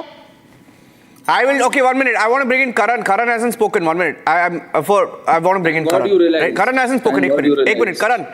I don't think, you know, we're all normalizing it here on the debate. We're all normalizing. BJP has normalized it. I'm saying even the Mahavikas Aghadi has taken it to another level, right? They've legitimized it. But I want to tell all of you who are either from political parties or let's have all our panelists on screen, because I want to read out something for all of you. Okay? The Election Commission, according to an Election Commission advisory, I'm reading it out so all of you know, candidates, parties, star campaigners will be dealt with stern action if there is violation of model code of conduct, right? Temples, mosques, churches, gurudwaras, any other place of worship should not be used for poll propaganda or electioneering. Parties and their leaders should refrain from seeking votes on the basis of caste, religion and language, and not insult devotee-deity relation or make suggestions of divine censure. Now, this is all part of the Election Commission. After the debate, you can go and read up from the Election Commission website. It's wrong. It's illegal. But don't try and normalize it like this, Karan. So first of all, those who have sought unity from here till Nasrallah, till Jai Philistine, and shed copious tears for what's happened in Hamas, and Priyanka Vadra has gone on to tweet about them. She doesn't cry for Bangladeshi Hindus, but she's made sure that she tweeted about what's happening in Hamas for the sake of Ummah. Today they have a problem with ek rahenge to safe rahenge. Can you imagine the hypocrisy? So this is their hypocrisy. The Samajwadi Party, Mona Alam, she makes a call for vote jihad, by the way. So that is where they are making a clarion call. And today, now when we see these demands, what are these demands? भाई इसमें लिखा क्या है? हमारे बदमाश को छोड़ देना आप, हमने जो जमीन हड़पी है उसको प्रोटेक्ट करने देना. Tausif was saying everyone makes demands during election seasons. What kind of demands do people normally make? हमारा हैंडपंप बनवा देना, हमारी रेलवे लाइन जोड़ देना. They've made no such demands. Their demands are कि हमारी लैंड हमें दे देना किसी तरह हड़पी हुई जो है, strengthen our corpus, release our thug, release our terrorist, our person. So this is their kind of demand. I mean, this shows that more than today, never before has there been a need for unity. Otherwise, these kind of demands, this kind of jamaat, this kind of thought for ummah will run us over. And you know, they are absolutely right in approaching MVA, which by the way is not Mahavikas Aghadi, it is Muslim Vikas Aghadi. And I'll tell you why. The same No, one second. Please don't do that. Don't do that. Don't do that. I'm telling you, it is Muslim Vikas Aghadi. No, because Chandrasekhar just feeling bad, Karan, Chandrasekhar just feeling bad. 1 minute. Chandrasekhar Jha of the Shiv Sena, Uddhav Bala Saheb Thackeray faction is feeling bad. Please don't do that. 30 seconds, I'll give him reasons. No, I want to go to him next. He's looking very upset. Don't do that. How dare you call it Muslim Vikas Aghadi? 30 seconds to tell him why it's Muslim Vikas Aghadi. Give me 30 seconds. All the Ulema. The same Uddhav Thackeray, ma'am, 1 second, please. Please, ma'am, I am speaking, please. The same Bala Saheb Thackeray who was against the WAQF board, today Uddhav Thackeray says nobody can touch WAQF. The same Bala Thackeray's son, Mr. Bala Saheb Thackeray, he said Veer Savarkar should get Bharat Ratna. Today, the Congress openly insults Veer Savarkar. Rahul Gandhi makes it a point to insult him and you embrace him. You did not order a CBI probe in Palghar Sadhu's lynching. You walked out when the CAA was introduced from the Rajya Sabha. You met the All India Muslim Personal Law Board people and said UCC is dangerous. UCC can harm many other communities, not just Muslims. So today you become sympathetic to the Muslim cause. So it's only fitting that the ulemas write you a letter. Yeah, I want to ask Karan, reduced to Muslim Vikas Karan, I'm okay. Chandrasekhar Jha, ये देखिए आपको ये मुस्लिम विकास आघाड़ी बुला रहे हैं. That's Karan Verma what he has said, but I told him that it's not right because you won't feel good about that because the Shiv Sena is today a secular party, right? You're a secular party. And you want votes from all parties and that's all communities, and that's completely okay, right? Now my question to you is, because I have Sharad Pawar faction's letter. Are you there, Chandrasekhar Jha? I'm just yes. Yeah, okay, you're there. Okay, I have a letter in my hand, and this letter I have a translation also. This is signed by Jayant Rajaram Patil. I have the letter. It's in my hand. We have taken cognizance of the conditions. We express gratitude for the Ulema support. Right, and this is also expressing the importance of the board support to the NCP Sharad Pawar faction. So, are you ready? I'm saying, okay. Look at the situation. Uddhav Balasaheb Thackeray and his alliance has agreed to oppose WAQF bill, has agreed to allocate 1,000 crore to Muslim WAQF board, has agreed to 10% reservation for Muslims in Maharashtra. Uddhav Thackeray's party and alliance has also agreed to ban RSS on the formation of the MVA government. Uddhav's Shiv Sena has also called for immediate imprisonment of Nitesh Rane, Ramgiri Maharaj, release of Salman Azhari. Uddhav Shiv Sena has also agreed to pay 15,000 per month to Maulana and Imams of the masjids operating in the state. I needed your response to this, Chandrasekhar Jha.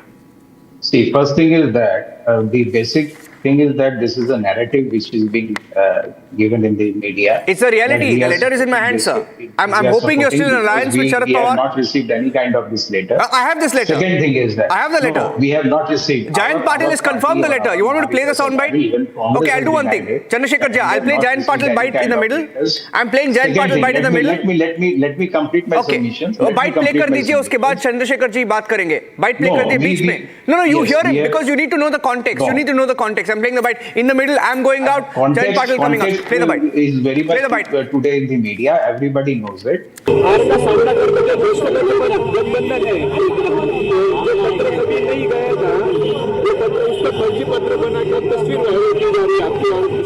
हाँ, ये गलत है. हम इसके बारे में सोच देख रहे हैं कि कैसे आ गया बाहर. ये हमने कैसे आ गया बाहर मुझे पता नहीं. हम देखेंगे कैसे आ गया बाहर. हम देखेंगे कैसे आ गया बाहर. Why are you so embarrassed? They're your ally. No, why are you so embarrassed? Congress is not embarrassed. They openly ask for Muslim votes. BJP is trying to do vote bank politics in the Maharashtra. Vote bank politics. Only एक है तो let me explain. Let me submit. एक है तो safe है. What kind of narrative is this? The Prime Minister says OBC, SC, ST, आदिवासी एक है तो safe है. It's basically a narrative. तुम मुझे वोट दो, मैं तुम्हें आजादी दूंगा. And that is the narrative is being created by such kind of words being uttered in Maharashtra. And Maharashtra rejects this kind of words. Oh my God, I can't believe you just used the term. I can't believe you used the phrase vote bank politics. Maulanas in Maharashtra. I can't believe you used the word. Kindly listen to me. Maulanas in Maharashtra were granted 15,000 salary hike by this BJP government. None other else. So who is doing this? I'm asking you, are you going to give 5%, 4% reservation? Are you giving 10% Muslim quota? Muslim communities because will Uddhav give 10% Muslim quota BJP has given if he wins? Muslim community reservation in Andhra Pradesh. Let me be clear. This government is trying to do divide and politics because they don't treat Muslims of the country as the citizenship of this country very clearly. Let me say all these things. Mr. Ajit Pawar closely said that 10% reservation in assembly as well मैं आपको एक चीज बोल रहा हूँ Chandrashekhar ji. Education to the Muslim community in Maharashtra because I'm only saying are being created. Chandrasekhar ji, come down to the main point. Chandrasekhar ji, Mr. Devendra Fadnavis, for December 1st, 2018, itself agreed to Muslim community being reserved in the state of Maharashtra. That is, I am asking you about Muslim quota, boss. So this kind of narrative will not Muslim work in quota. Very clearly, it's an economic tie. Oh my God, narrative नहीं है भाई. Sir ji, very clearly on record. Chandrashekhar ji, letter है. Oh, letter है. Okay, I'm getting narrative. And if they want to work with this kind of narrative, I understand it's a party stand. 1 minute. That BJP wants to divide and rule. Divide and rule. They are saying very clearly that OBC, ST, SC, Adivasis are divided in India. It's a nationalistic discrimination being made by the BJP. 1 minute. This is the narrative. Now you will give Muslim quota. 1 minute. So you plan 1 minute. So let me get this right. So let me get this right. There are atrocities. 1 minute. Chandrasekhar ji, you're like an express train. Just hear me out. 1 minute. You're like an express train. I'm unable to stop you right now. 1 minute. That kind of No, 1 minute. I'm going to ask you my question to RP Singh. Chandrasekhar ji, hear me. No. Chandrasekhar ji, I gave you time. Now you can't keep on speaking now. 1 minute. And they are losing. Keep some part of your answer for later also. No, it's a 1 hour debate. RP Singh.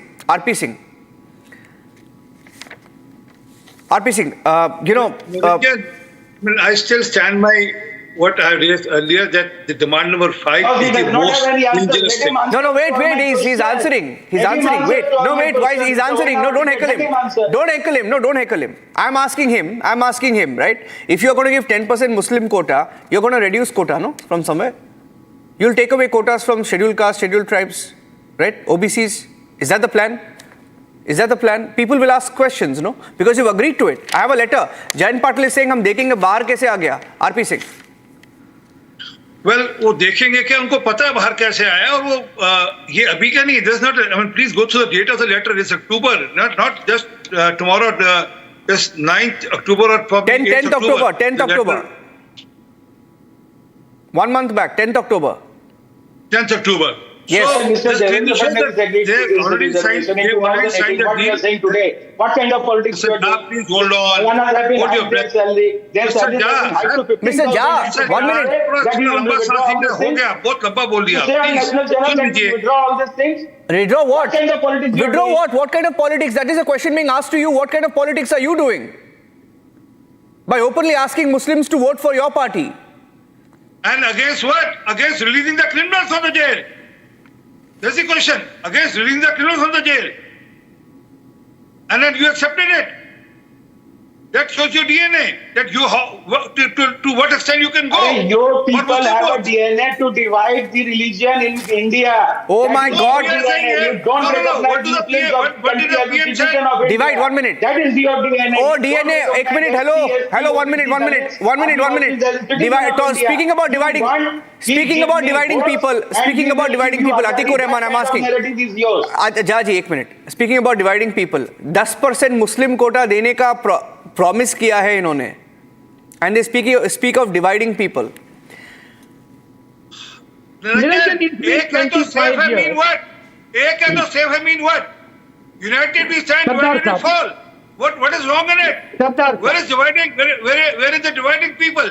How is it dividing people? आप vote मांगते हैं और आजादी के लिए क्यों आपने आदिवासियों के ऊपर अत्याचार करके रखा है छत्तीसगढ़ में, आपने दलितों के ऊपर यूपी में, मध्य प्रदेश में, राजस्थान में अत्याचार किए हैं. Question is to Atikur Rahman. Atikur Rahman. Thank you. Niranjan, it's been 25 years. The Bombay High Court had suggested to the Maharashtra government to give 5% Muslims quota on their economic, educational and social backwardness. Government after government, alliance after alliance came and they failed to provide it. Last Chandigarh government referred this to TISS, Tata Institute of Social Sciences, that we want to study the Muslim position and then we will be opining about it. That's why I'm telling you, without any demand, the Muslims should tell all Muslims together to defeat the BJP. Now, why to defeat the BJP? I have reasons. Niranjan, we have no choice. The BJP has to release the criminal from the jail. सरदार साहब ऐसे बीच में बोलेंगे तो काम नहीं चलेगा ना सरदार साहब. भाई हमारी बात सुनिए ना, आप हमारी बात नहीं सुनते. ये भी एक वजह है जो आपका पत्ता साफ हो रहा है. बहुत जगहों से। पत्ता तो सरदार साहब हरियाणा में भी कर रहे थे आप। सुनिए ना, पत्ता तो हरियाणा में भी साफ कर रहे आप थे। चाहते हैं Niranjan, what's going on? People of Maharashtra, can you Simple fool? aspects are there. Niranjan, simple Do aspects you are want there. the writers to be let free? No, I'm I think my point is, it's okay. You want Muslim votes, you're secretly doing it. Now you're openly doing it. You've done it secretly in the past. Now you're doing it openly, right? Congress needs the Muslim vote, right? Without the Muslim vote, they cannot win elections. It's a known fact, right? My question is to Shantanu. Shantanu, then even the Mahavikas Aghadi, now, you know, the Uddhav Balasaheb Thackeray faction leader is here. His party leader Uddhav Thackeray gives a speech daily. He should say openly we want the Muslim votes. Right? He should openly say. Congress should openly say we want the Muslim vote. But why do you think they're scared, Shantanu? Why aren't they openly saying it? No, I'm saying, see, they have to tread a thin line because thoda Hindu vote bhi chahiye. So how can they be so blatant? Today, I think I was noticing very interesting statement by Pinarayi Vijayan, right, the Chief Minister of Kerala. He said Priyanka Gandhi contesting with Jamaat-e-Islami support. And he added, Jamaat-e-Islami does not attach any importance to India or Indian democracy. Their only aim is to make the word Islamic rule. Who is saying? Pinarayi Vijayan, India Alliance partner. He's saying this against how Priyanka Gandhi is not talking about economic backwardness. Just told. In the amendment 103, the amendment 103 for 10% economic reservation. If you are economic weaker section, 10% reservation is already given to everyone. Yeah. 1 minute. Okay, I request all. Don't speak it 1 minute. Speak one at a time. 1 minute. One at a time. Mr. Jha, hold on. Wrong with the BJP regime, you come down to that part. Boss, you just said vote bank politics. I can't get over the fact that you said vote bank politics. Vote bank politics is to seek the Muslim vote. That is called vote bank politics. By the way, Chandrasekhar Jha, vote bank politics is to seek the Muslim vote. You can accuse BJP of vote bank politics also. You're legitimately asking a question because when they say एक है तो safe है, एक सुन लीजिए, but आप ऐसे बड़े बड़े शब्द यूज मत कीजिए, वोट बैंक पॉलिटिक्स मत बोलिए, क्योंकि because you have no moral right to say that, I tell you why, you at least ask Tausif, देखो तौसीफ साइलेंटली बैठा है वहां पे, नहीं सुन लीजिए, आपका एलाय है, नहीं सुन लीजिए, आपका एलाय तौसीफ वहां पे बैठा है, सुन लीजिए, your ally Tausif is sitting, actually I think you are also in Bengal, right? Tausif is there of the Trinamool Congress, right? At least they're openly, they say, openly the TMC also banks on the minority vote. They're open about it. Tausif, don't you think even the Uddhav Balasaheb Thackeray Sena faction should openly ask for the Muslim vote? What is wrong with that? Show support to Muslims. What is wrong with that? Even Congress must also openly ask for Muslim vote. What's wrong with that? Politics is all about representing the unrepresented. Politics is all about empowering those who have been downtrodden, those who are the victim of the misgovernance of the government, and therefore any political party during the election season will pitch for getting the votes and winning the confidence by addressing their needs and promising them what they 1 minute, can you please explain to me how 1,000 crores to the WAQF, can you please explain to me how allocating 1,000 crore to the Maharashtra WAQF board? Okay. WAQF board has a income which is more than 1,000 crores, and all of this is in the control of the government. WAQF board is run under the control and supervision of the state government. WAQF board consists of members who are appointed by the state government and the IS officers who are the state government cadre. Therefore, it is the WAQF board's money which is under the state government, and the state government cannot and must not appropriate the money meant for the charitable. So my reading is for the helping the poor. If anyone does not know the concept of WAQF, anyone does not know the earning of the board, they must first go. Okay, and my learn, reading of this is Tausif.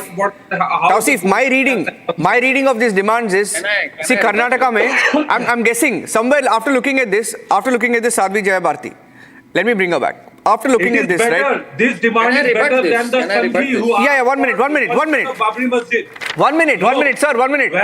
You're stuck on Babri Masjid. Move on, Tausif, move on. If we're stuck on Babri Masjid now, please move on. 1 second. Babri Masjid gaya, and Ayodhya Ram Mandir is complete there. The subject, the matter is closed. 1 minute. Matter is closed. There's a Ram Mandir that has been constructed now. Matter is closed, Tausif. It was an illegal act. Tausif, Ram Mandir has been constructed. Pran Pratishtha ho gaya. The people demanded that. No. Pran Pratishtha ho gaya. The matter is complete. Now you don't be stuck on Babri now. Nothing's going to happen. Ain't going to happen. Babri Masjid ain't going to happen. You know that. 1 minute. My question is Sadhvi Jayabharti. Sadhvi Jayabharti, I suspect that, looking at what's happening in Karnataka, for example, right, where a minister, the government, the state goes after farmers' lands, 15,000 acres, they try to harpo it, they try to take over the land and attach it as WAQF. We reported it in great detail. 2 weeks later, that order was scrapped. You know what they did? The minority affairs minister there asked all administration, the administrators, right, the administration and the district magistrates to issue notices to all farmers whose properties were claimed by WAQF, 15,000 acres. And there was a farmer who committed suicide a few years back because of his only source of income being claimed by the WAQF in Haveri, Karnataka. 15,000 acres. If not for the media reporting that, they gave 15 days. By today, we did the story 2 weeks back. By today, all of those 15 acres would have gone to the WAQF board. But we reported it. There was huge movement there in Karnataka. The state government was forced to scrap it. My suspicion is this is going to become a blueprint in Maharashtra if God forbid the Maharashtra Mahavikas Aghadi government comes in, right, and the 15 demands are, and you saw it, 1,000 acres to the WAQF board. Remove all encroachments from WAQF properties, which is of course another way of saying what we claim better be ours. Sadhvi Jayabharti. See, whatever the Waqf board Act and how Congress bought it and how has it been against Hindus is actually pinching very, very hard. And obviously this incident of farmers' land being taken away and was intended to be given to Waqf board is definitely something that's of a very serious nature. But even serious is what I'm hearing from this gentleman who's saying that it is a very genuine demand. You know, when you naturalize, when you normalize, when you justify this thing that, a religious institution, a communal institution such as Waqf board, when you legitimize their illegitimate, their inhuman demands, where tomorrow they can claim any piece of land without any records of India, and they can take it away, and you are telling people that if my government comes in Maharashtra, Waqf board will have its way. Probably the whole Maharashtra might not need even a government in the next election, and the whole Maharashtra will be the Waqf board itself, because it's just in Karnataka. I'll tell you what. In Karnataka, they've staked claim to the assembly, to the secretariat. They've staked claim to the assembly, the secretariat, the busiest markets. For the Muslim votes. To what extreme? My question is, these Mahavikas Aghadi, just for the Muslim vote, to what extremes will they go? Against India, against the people of India. Also the other just because you want to appease minorities, this Muslim appeasement has got this radicalization. And sir, please don't talk over me. You do not have any moral. Oh, you have a no. I'm finding it. Jayabharti, 1 second. I'm finding it difficult. I'm finding it interesting. 1 minute. Chandrasekhar Jha has a problem with temple control. Are you serious? Are you serious? Are you questioning temples now? No, we are not questioning. You're in collision with the government. But the question is that the central government and the state governments are in control of all the mandirs. Why BJP allegedly claiming to be a Hindutva party, they did not dissolve this kind of act or this kind of rule which was that's a valid question. That's a valid question. Still under the control That's a valid question. You should free temple control. What is wrong with that, RP Singh? Under free sheep, they cannot be. That's a valid point. That's a valid point. You should free temple control. They've done it. I think BJP has done it in Uttarakhand, if I'm not wrong. No, nothing. They've done something in Uttarakhand. Of this act. I think they've done something in Uttarakhand. I'm going to get you the exact fact. Very clearly says RP. that can be controlled under the state or the central government, and it is very well said. And they have not abolished or repealed the said section. And it is very well present still Uttarakhand shrines. And if they no, 1 minute. That they are raising questions about the 1 minute, the BJP, 1 minute, Uttarakhand, all shrines. Chandrasekhar Jha, all shrines, just FYI. Just FYI, all temples in Uttarakhand. And nothing else. All temples in Uttarakhand are out of government control. No, this act has not it's a fact. Google it. This section has not been repealed. If you want, I can still read it out on national media that it has not been repealed. So don't try to make a deceit on this act. Because Supreme Court has also not said anything. Supreme Court said it is up to this. I'm getting a word from your ally, the Congress party. 1 minute. Abid, why don't Abid? Your party relies on the Muslim vote, banks on the Muslim vote, right? Why can't your party just openly say that Muslims must vote for us? Why is your party shy of saying it? Why are you scared of saying it? Are you scared of losing the Hindu vote if you say that? Because, see, Sharad Pawar faction is not scared. They're openly saying it. They've put a sign also on it.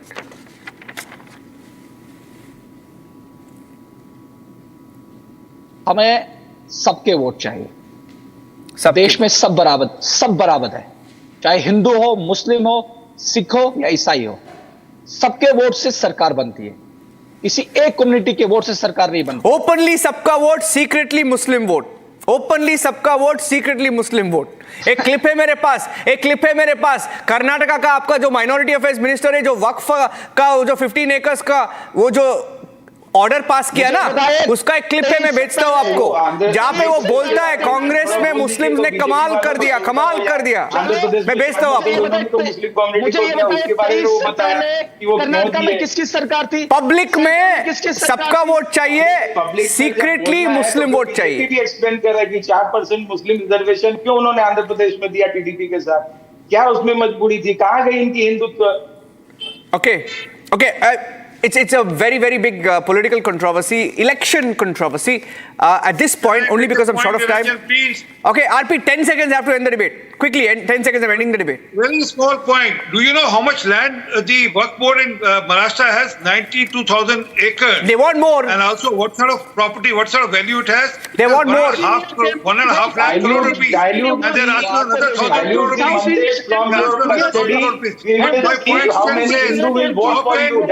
Okay. Thank you. Only because I'm short of time. Only 1 minute. Only because I'm short of time. RP, Karan, Sadhvi Jayabharti, Shantanu, Tausif, Abid, Atiq, Chandrasekhar Jha will be a top focus through the week. We'll talk again. Thank you very much. Okay, and that's it on this edition of the news. Headlines coming up when we come back from this short break. Stay tuned.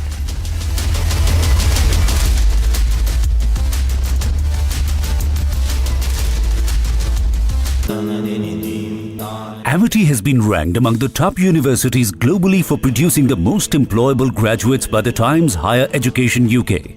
Yet another testimony to Amity's excellent placement record.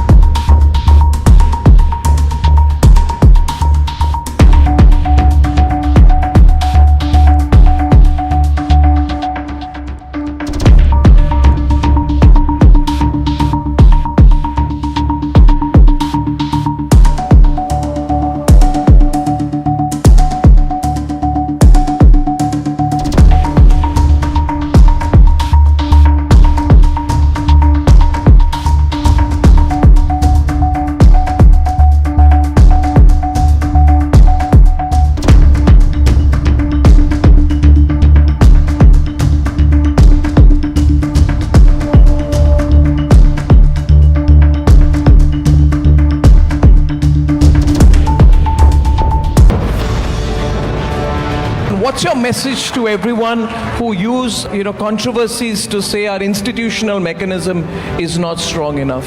Where our institutions need to be given credit, we put that aside and only pick that one thing about that institution and say, look at this, our institutions are really now being threatened. But what about the other things which make our institutions stand out? Every one of our institutions are really doing their maximum best, world-class best. Today, our benchmarks are being looked at rather than the benchmark elsewhere.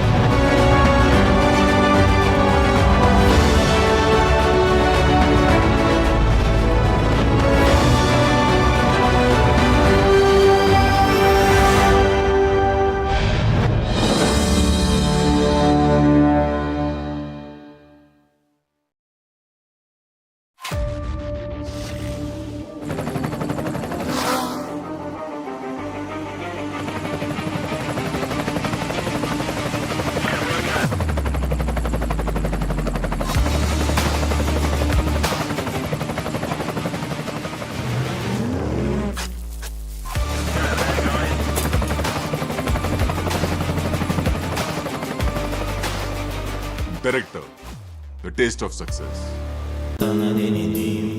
Amity has been ranked among the top universities globally for producing the most employable graduates by the Times Higher Education UK.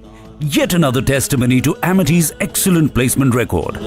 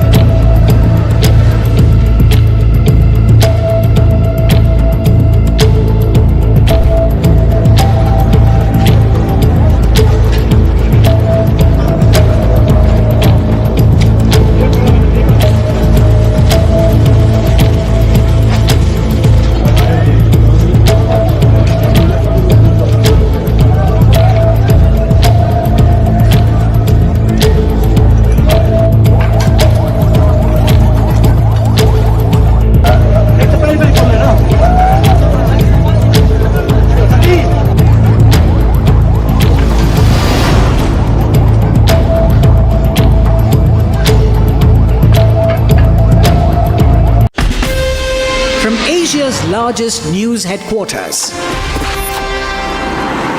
setting the agenda for Bharat.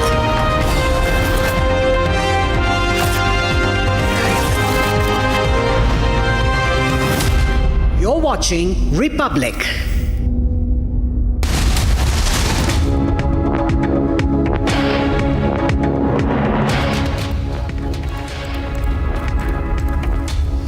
Hello and welcome. You're watching Live and Breaking at 10 p.m. I am Tanisha Avasthi. On this edition, we'll get you all the top stories that have made it to the headlines in details, from what's happening in the poll-bound state of Maharashtra and Jharkhand to the samosa controversy that has hit the Congress party. All that and much more on this edition. But first, here's a quick check of the headlines that we're tracking.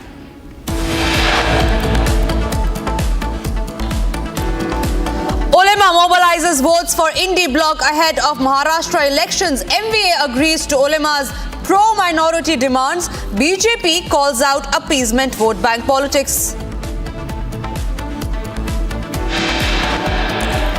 Ulema board issues 17 conditions to the MVA, says agree to the demand and take the support.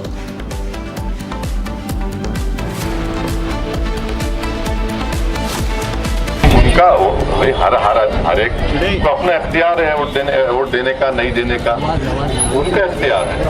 हमारा काम हम जहां हमारे candidate है वहां पर अपना प्रचार करें। Meanwhile, AIMIM backs Ulema's support to MVA, asks why is there hatred against one community?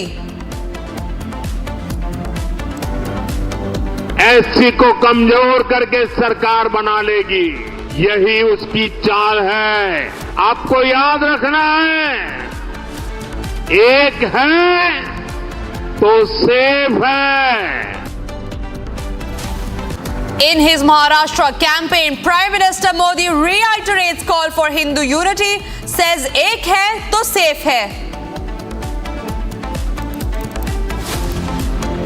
एक एक बांग्लादेशी को झारखंड की धरती से निकालेंगे.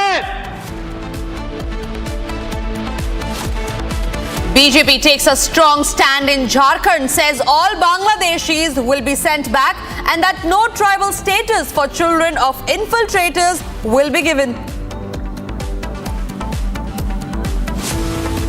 जन समर्थन भारी उत्साह, क्या लग रहा है झारखंड में इस बार परिवर्तन तय है? पूर्ण बहुमत के साथ यहां भारतीय जनता पार्टी की सरकार एक बार फिर से बनने जा रही है. Amit Shah leads BJP's Jharkhand campaign in Jamshedpur, says the mandate of the people will give a befitting reply to the Indie bloc.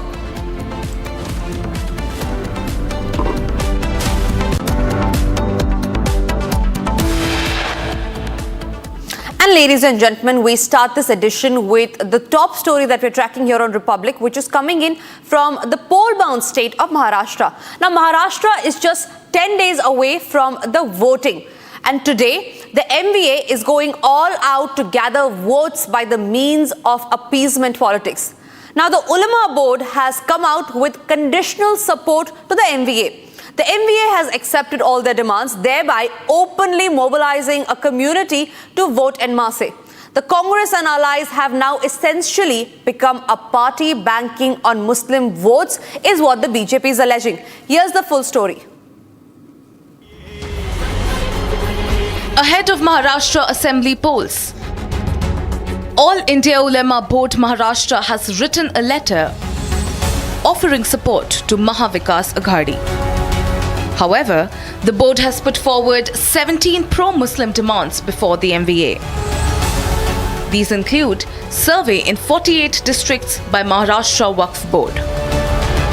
The board wants cases against Muslim community should be withdrawn and demands release of 31 MPs, including Maulana Salman Azhari. Another big demand that the board has proposed is sending Hindu saint Ramagiri Maharaj and BJP MLA Nitesh Rane behind the bars. Other demands include recruitment of educated Muslims in police force, appointment of 500 employees in Maharashtra WAQF board, and action against those who speak against Prophet Muhammad. While NCP Sharad Pawar faction has expressed his gratitude to Ulema board and has asked them to campaign for them, meanwhile, Shinde faction has termed it as appeasement politics.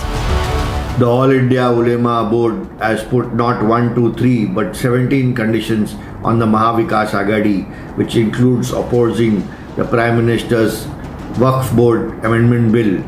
I think it is very shocking because some of these conditions are totally not acceptable.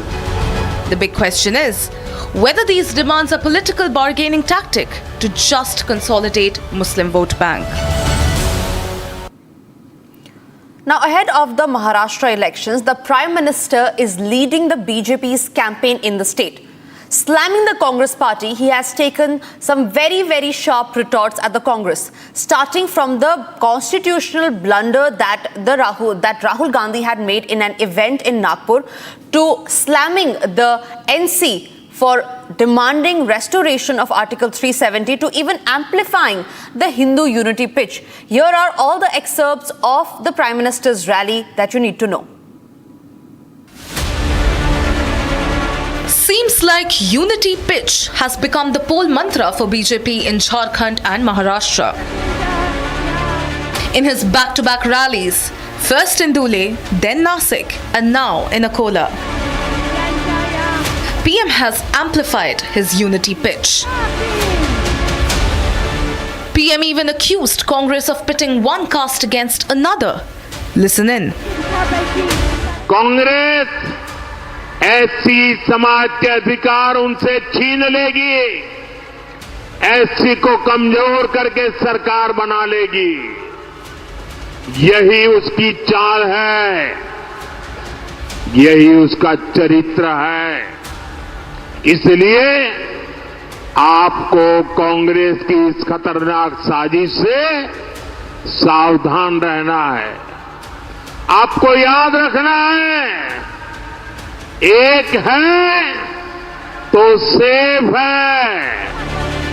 Not only this, PM launched a scathing attack on Congress and National Conference over the showdown in J&K Assembly. He warned Congress and allies to not encourage Pakistan's agenda. ये कौन लोग हैं जो फिर से 370 को लागू करना चाहते हैं? अलगाववादी इसकी मांग करते हैं या नहीं करते हैं? आतंकवादी संगठनों ने 370 हटाने का विरोध किया था कि नहीं किया था? पाकिस्तान 370 का रोना रोता है या नहीं रोता है? जितनी भारत विरोधी ताकत है, सब पे सब 370 का समर्थन करते हैं, और वही कांग्रेस की भी भाषा बन गई है। कांग्रेस वही भाषा बोलती है। Furthermore, PM Modi ripped into Congress and Rahul Gandhi over the constitution blunder. संविधान के नाम पर लाल किताब छपवाना, उसमें से संविधान के शब्दों को हटाना, ये संविधान को खत्म करने की कांग्रेस की पुरानी सोच का नमूना है। यही कोशिश इन लोगों ने आपातकाल के दौरान की थी, इमरजेंसी में की थी। अब अपनी अलग किताब छपवाकर ये संविधान का मजाक उड़ा रहे हैं। सच्चाई ये है कि कांग्रेस और उसके साथियों को बाबा साहब के संविधान से नफरत है। Meanwhile, he has launched a scathing attack on Mahavikas Aghadi, calling them a corrupt party.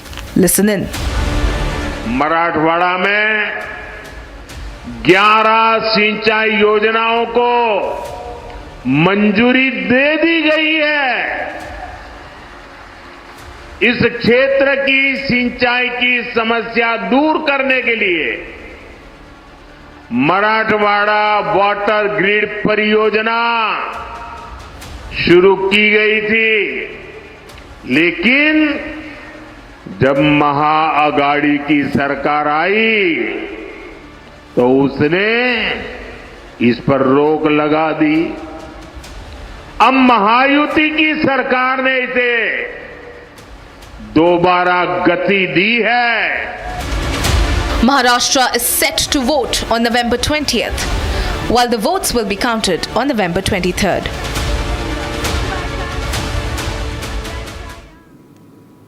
Now, the other state that is going to poll this month is the state of Jharkhand.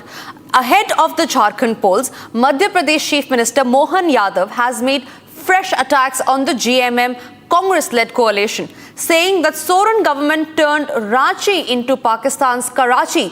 Watch this report where he alleges that infiltration is on the rise in the state of Jharkhand, and all of this due to the opposition's politics.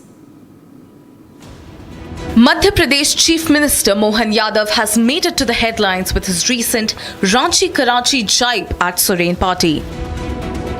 During a rally ahead of the Jharkhand polls, CM Mohan Yadav made a scathing attack on Jharkhand CM Soran, accusing them of converting Ranchi into Pakistan's Karachi.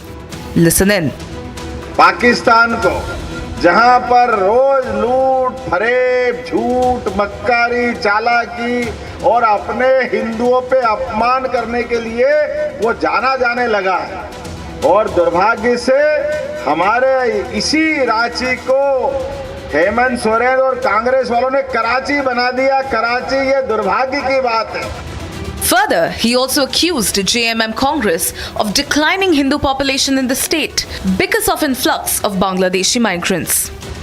कोई दुनिया का ऐसा देश नहीं है जो विदेशी घुसपैठ को बढ़ावा देता है। सब अपने देश के नागरिकों की चिंता करते हैं, अपने प्रदेश के नागरिकों को आगे बढ़ाने में विश्वास करते हैं, लेकिन वोट के लालच में ये भूखे भेड़िए ये रात दिन सपना देखते हैं कि आओ, आ जाओ, आ जाओ, आपको की आबादी आ जाएगी, खाली वोट दे देना, मर्जी आए जो कर देना। ये सारे पाप मिटाने का ये चुनाव है। Meanwhile, BJP national spokesperson Shehzad Poonawalla supported CM Yadav's remark, saying that India is not Dharmshala and BJP wants a thorough action against alleged Jharkhand infiltration. Let's listen in.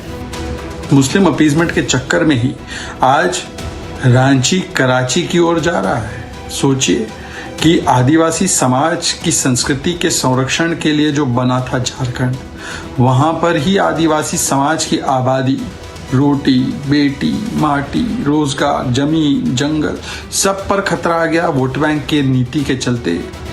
Shivraj Singh Chauhan, CM Mohan Yadav's predecessor, also called out the Soren government, saying that the BJP government will expel infiltrators. Listen in. ये देश धर्मशाला थोड़ी है, जिसकी मर्जी में आज वही रह रहा है। और सत्ताधारी गठबंधन हेमंत सोरेन का वोटर लिस्ट में उनका नाम लिखाते हैं, आधार कार्ड बनवाते हैं, राशन कार्ड बनवाते हैं और उनको वोट मिलते हैं, इसलिए उनकी सुरक्षा और संरक्षण करते हैं। यह हम किसी भी कीमत पर नहीं होने देंगे। BJP's campaign ahead of Jharkhand polls is mostly focused on rising infiltration in the state. As BJP versus JMM Congress continues in Jharkhand, it will be interesting to see who forms the government in the land of forest. Now, the Income Tax Department raided several locations in poll-bound Jharkhand, and this was related to Hemant Soren's close aide. What we do know is that 9 locations were raided today by the Income Tax Department, which also includes Jamshedpur and Ranchi. Now, on one hand, while the JMM is claiming that the central agencies are being used and misused by the central government is completely clear, with BJP saying that anybody who has corruption on their hands will be punished, will be brought to book. Here's the full report. Just days to go for the Jharkhand assembly polls, and a political slugfest has started after Income Tax Department raided the premises of Chief Minister Hemant Soren's personal secretary. The income tax today raided 9 places, including Jamshedpur and Ranchi, related to Soren's secretary Sunil Srivastav. The Jharkhand Mukti Morcha accused the central government of orchestrating the raids and using the central agencies right before the elections. देखिए, ED है या income tax से कुछ पता नहीं, लेकिन किसी केंद्रीय एजेंसी की है। ये वक्त है, ये संवैधानिक एजेंसियों पर उंगलियां इसलिए उठती कि कौन सा वक्त है। माननीय मुख्यमंत्री के वरीय आप सचिव, उनकी सहभागिता है, चुनाव प्रबंधन में है, बहुत सारे जिम्मेवारियां वो निभा रहे हैं और उस समय उनको इस तरह की उनके साथ परेशानी पैदा करना कहीं न कहीं केंद्रीय एजेंसियों को कटघरे में खड़ा करता है। Earlier, the Enforcement Directorate had taken action against the Jharkhand CM, arresting him in a money laundering case. Red पड़ना चालू हो गया, हाँ? एक नया कैडर निकल आया मैदान में भारतीय जनता पार्टी का, कोई बात नहीं देखते। JMM's ally Congress joined the chorus against the BJP government for misusing central agencies against opposition parties. चुनाव में भारतीय जनता पार्टी पिछड़ रही है, वो आईटी और ईडी का सहारा लेकर के वो चुनाव में आगे बढ़ना चाहती है, लेकिन राज्य की जनता भारतीय जनता पार्टी को पहले भी खदेड़ने का काम किया और इस बार के विधानसभा के चुनावों में भी पूरी तरह नकारने का काम करेगी। हम आईटी से ईडी से डरने वाले लोग नहीं हैं। बहुत ही गलत है। देखिए, सरकार की नीतियों के संबंध में हमारे कई आलोचना है और हो भी सकते हैं, लेकिन चुनाव के मौके पर भारतीय जनता पार्टी इतनी डेस्परेट हो गई है यहाँ, वो देख रहे हैं कि जितने भी वो नफरत की पॉलिटिक्स यहाँ चला रहे हैं, लोग उसका रिस्पॉन्स नहीं दे रहे। इसलिए अभी ईडी, सीबीआई, आईटी जो उनके ट्रस्टेड दोस्त है, जो उनके सबसे बड़े मित्र हैं, उनका इस्तेमाल किया जा रहा है। The BJP slammed the Hemant Soren-led government over corruption charges, saying that the agency is only doing its job. छापा पड़ जाने दीजिए, उसके बाद पता चलेगा। यही तो दिखाता है कि हेमंत सोरेन और उसके आसपास के लोग जो लोग हैं सभी बारी वो बारी बंदिश खतियाँ नहीं कर रहा है। अमित अग्रवाल का सवाल हो, अविनाश का सवाल हो, सुनील श्रीवास्तव का सवाल हो, पिंटू का सवाल हो, कोई आदमी है जो आदिवासी है? तो इसीलिए जिस तरह से झारखंड लूटा है, उस लूट की कहानी जो है अभी आएगी। प्रधानमंत्री जी कहते हैं ना खाएंगे ना खाने देंगे, किसी को लूट की छूट नहीं है और ये सभी सलाखों के पीछे। अभी ये तो इनकम टैक्स वालों का अपना काम है, जैसे हम लोगों का अपना काम है चुनाव में चुनाव प्रचार कर रहे हैं, तो जिसका जो काम होता है वो अपना काम करता है, उसमें किसी को कोई आश्चर्य भी नहीं होना चाहिए। ये इलेक्शन का समय है, इस समय तो सारी एजेंसियां जो हैं वो हाई अलर्ट पर रहती है, क्योंकि बड़े पैमाने पर हवाला के जरिए पैसे का ट्रांजैक्शन इधर उधर होने की सूचना ऐसे भी मीडिया सर्कल में फैलती रहती हैं। तो इन सब में ये दबिश को अब देखना होगा। अब इनकम टैक्स क्या फाइनली बताती है कि किन कारणों से रेड किया गया है और क्या वहाँ मिला, ये तो विस्तृत प्रतिक्रिया उनके रेड्स के जो प्रेस कॉन्फ्रेंस है उसके बाद ही देना चाहिए। With the elections only a few days away, how will this impact the political landscape in the state? Now, in the state of Himachal Pradesh, what is making headlines is a samosa. The controversy over missing samosa has sparked a fierce political slugfest in the state, drawing attention to the state's priorities. Now, in the incident which began with just samosas intended for Chief Minister Sukhwinder Singh Sukhu were allegedly eaten by his staff, prompting the state CID to launch an investigation. The BJP today staged a samosa march in Shimla and criticized the Sukhu government for focusing on such a trivial matter while neglecting more pressing issues like fulfilling election promises. Here's a detailed report. After the Himachal Pradesh government came under fire for a CID probe on a missing samosa, the BJP today staged a samosa march in Shimla. ये भाजपा इस तरह से प्रदेश के अंदर बंटी हुई है, आप समझें कि दिशाहीन है। इनका कोई एजेंडा नहीं है प्रदेश के लिए, लोगों के लिए, विकास के लिए। जिसके पास कुछ नहीं होता वो इस प्रकार के मुद्दों को मुद्दा बना के लोगों को गुमराह करने का और प्रदेश का नाम खराब करने का काम ये कर रहे हैं। Former Himachal Pradesh Chief Minister and leader of opposition Jairam Thakur took a jibe at Chief Minister Sukhwinder Singh Sukhu by organizing a samosa party with BJP workers.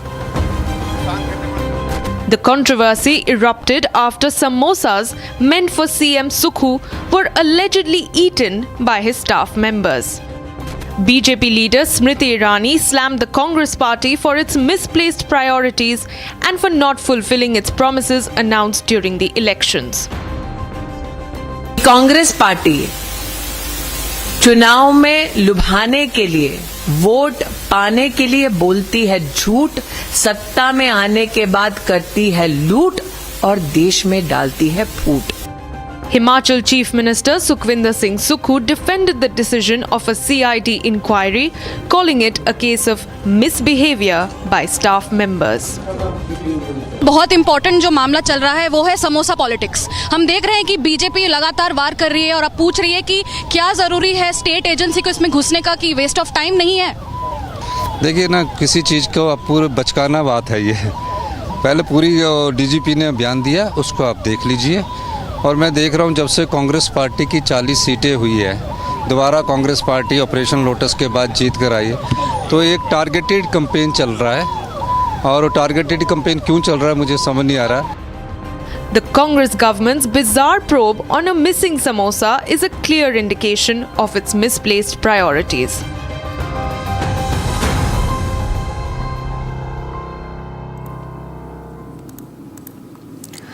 Now, in the country of Bangladesh, there is a spate of attacks on Hindus. Today, there is a fresh targeted attack on Hindu institutions, where an Islamist group from Bangladesh has demanded a ban on ISKCON, saying that it is against the nation's interest. Here's a detailed report on the same.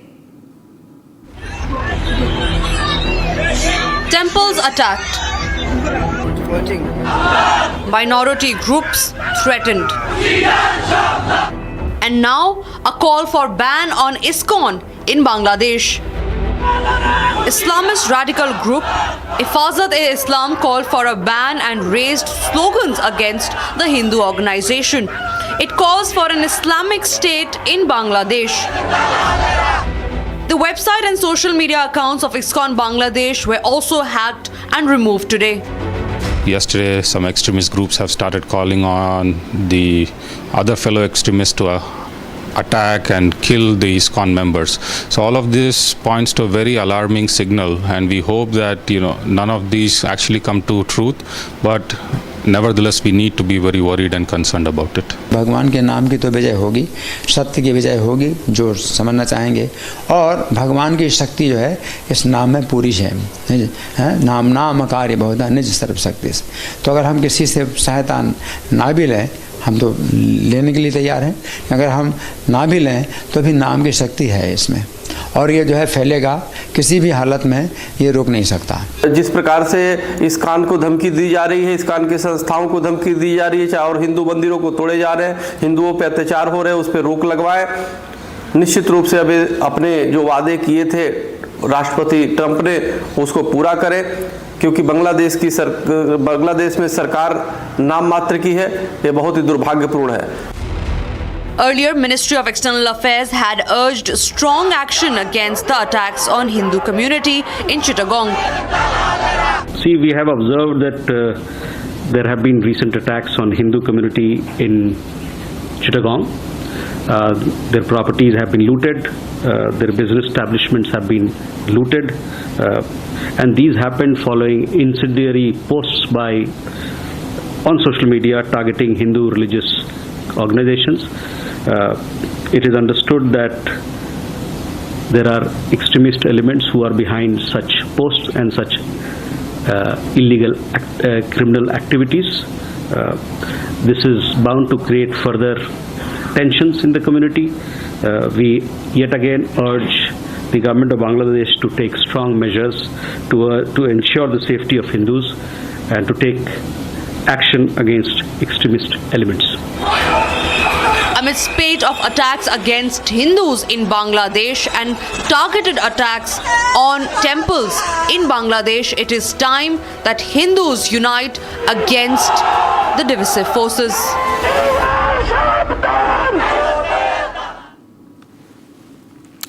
Run for Inclusion event organized by Special Olympic Bharat has drawn over 7,000 participants across Delhi NCR region. Show of unity and inclusion. This event marks first ever milestone in the series of events lined up where more than 100 athletes will participate across 12 countries. Take a look at this report.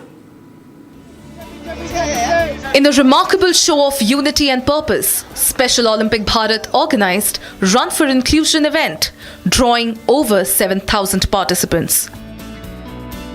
This event set a vibrant tone to the upcoming Special Olympics Asia Pacific bocce and bowling competition, slated to begin from November 18th. The event was flagged off by Union Minister Harsh Malhotra, who was also the chief guest of the event. Several people from all walks of life came together to support this movement of inclusion through sports.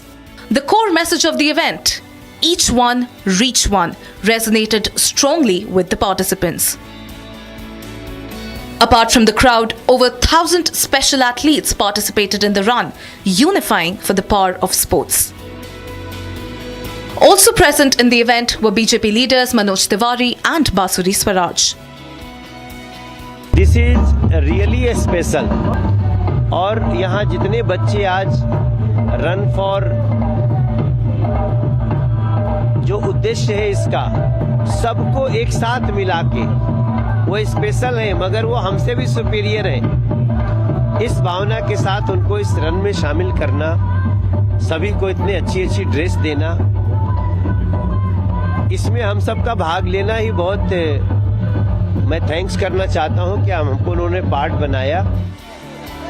Run for Inclusion event marked first milestone in the series of events lined up in the Asia Pacific bocce and bowling competition, where more than 100 athletes will participate across 12 countries.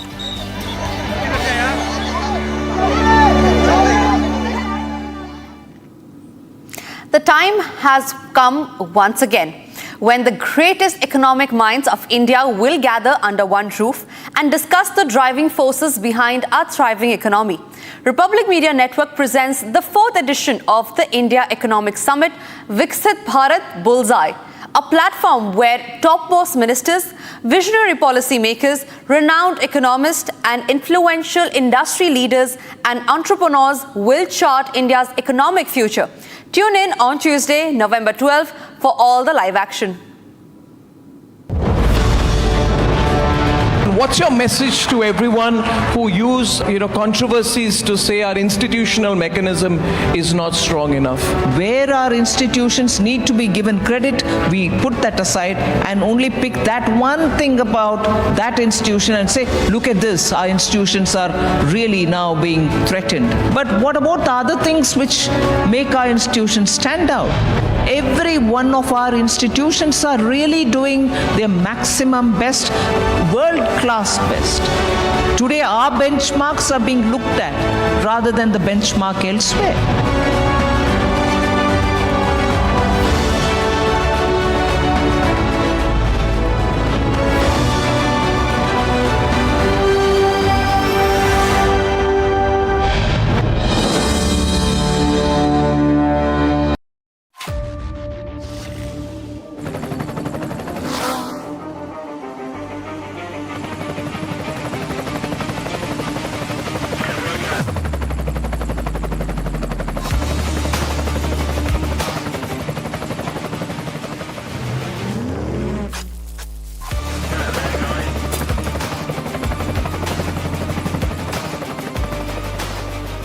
Director, The Taste of Success.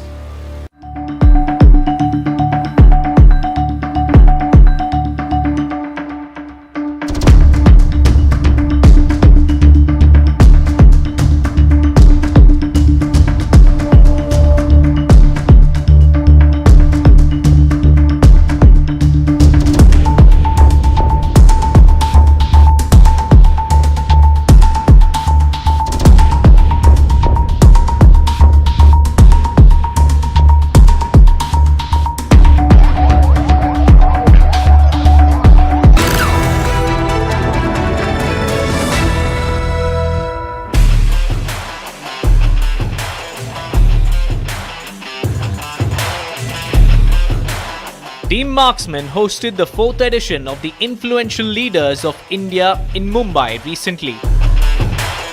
Based on the theme, Empowering Excellence, Championing Change Makers, the 2024 edition was an endeavor to acknowledge the visionary leaders across various sectors. These change makers have demonstrated leadership that goes beyond traditional management, embraced innovation, and ensured calculated risk-taking to create new possibilities and redefine the existing paradigms.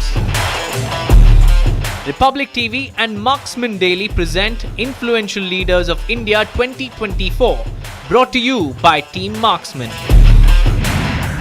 Join us in celebrating the achievements of the next generation of leaders who steer the nation's growth through rapid technological changes, global shifts, and increasing societal expectations. After a round of keynotes, discussions, and deliberations, it was time for the spotlight of the day. Felicitation of the influential leaders of India. It's that time of the evening that we've all been waiting for.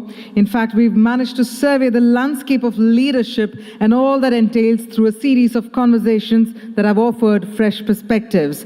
And which is why it is essential that we continue to do so, which is why we see that businesses around the globe are facing multiple unprecedented disruptions and uncertain macroeconomic outlook. So in the face of this kind of complexity and volatility, the role of strong leadership is more important than ever before. Now, what we're going to do is we've got our leaders who have gathered over here, the ones who have managed to show the foresight and the courage to exactly do that, that is steer the organization, steer their people, do that bit, show the roadmap as well for the way ahead, which is why we will do that and we will proceed with the unveiling and the recognition ceremony. So what I'm going to do is invite on stage Sharad Gupta, co-founder Team Marksman Network, and Akash Tiwari, co-founder Team Marksman Network, to please come on stage.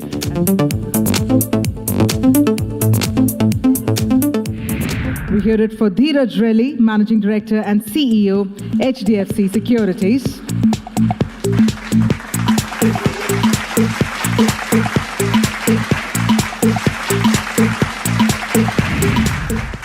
Mr. Relly, thank you so much for being here with us for this conversation. What I first want to talk to you about was your leadership tenure and the manner in which you've helped reshape HDFC Securities and shape their growth stories. Now, of course, when you took the helm, there was a lot of headroom for growth, but there were also some inherent challenges when you took over. What did you do to set that pathway for growth, and what role did your personal leadership style play in that? Thank you for having me. I have joined HDFC Securities as MD and CEO in 2015. Prior to that, I was heading a large region for HDFC Bank in the retail banking. Have worked before that in various banks in the retail banking space. Broking was new to me at that time. First, I got a rude shock when I realized that unlike the bank where you can build the book and keep building the book and earn revenue on the book, in broking business, it's almost like daily wages. You have to earn your revenues on a daily basis. Right. So it was one change for me in terms of my approach.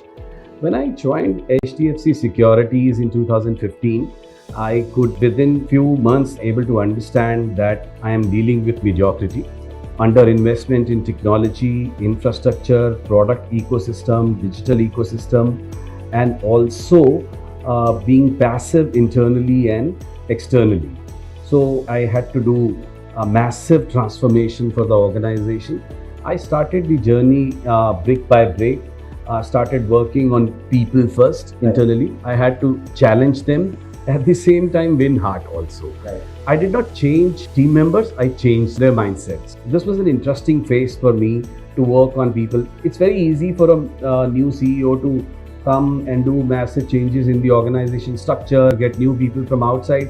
I realized that there is no need for me to get people from outside. I can work on internal team as well, but groom them significantly. So that's where I started to focus on them, challenge their mindset. My leadership style is an involved leadership style. I believe in leadership by persuasion rather than domination. Okay. So that involves a lot of open door policy. Right. You have a honest, fair and frequent interactions with the team members, understand their perspective, help them to give the larger picture and show them the opportunity at the marketplace also. This is how you work along with the team members, and started to invest parallelly on the improving the infrastructure. We revamped various branches and also started to invest disproportionately higher resources on the technology. So a culmination of investments on infra, technology, change of mindset in the team members was my change making process to bring in the more and more opportunity for HDFC Securities. So there's a lot to unpack over there, but let me first touch upon transformation. That's a word I heard a lot about in this first answer of yours. In terms of the cultural change and the digital transformation that has happened at the company, to what level from your perspective did you find that to be challenging? See, the whole architecture of technology was archaic, built in such a manner you can't scale. Okay. And we were in early 2020 or later in the close to 2018, we started to see the financialization of savings to grow significantly. We've seen also many tech-led brokerage houses to come and start disrupting the broking space, not only on the pricing side, but also on the technology side also. So it was important to work on the new age technology and digital ecosystem.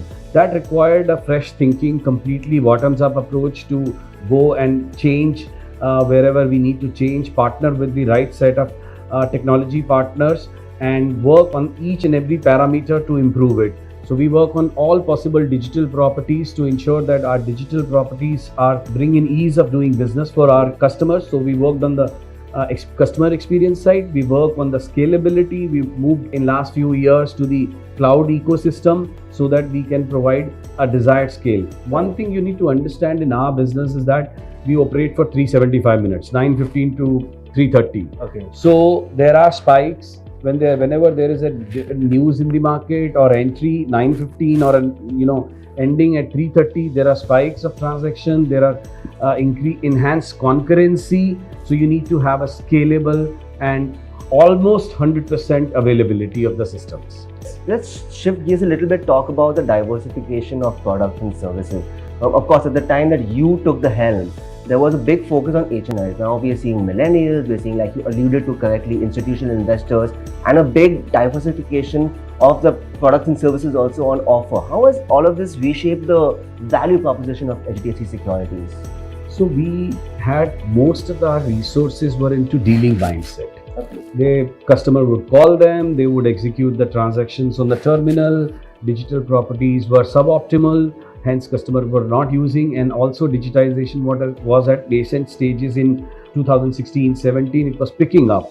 So, brokerage and that too on the terminal was the only way good to go to do the broking. But we realized that we need to change the mindset of our dealers to a relationship management ecosystem so that they understand the customer's requirement in a holistic manner. It required a lot of grooming, training, change in the approach for them to transform them from a dealer to a relationship manager. So our aspiration is to be holistic in our offering and understand the customers' all possible needs and serve them on all possible needs. Beautiful. So looking back, is there any particular metric, any particular achievement that gives you a sense of pride about how far you've come on this journey?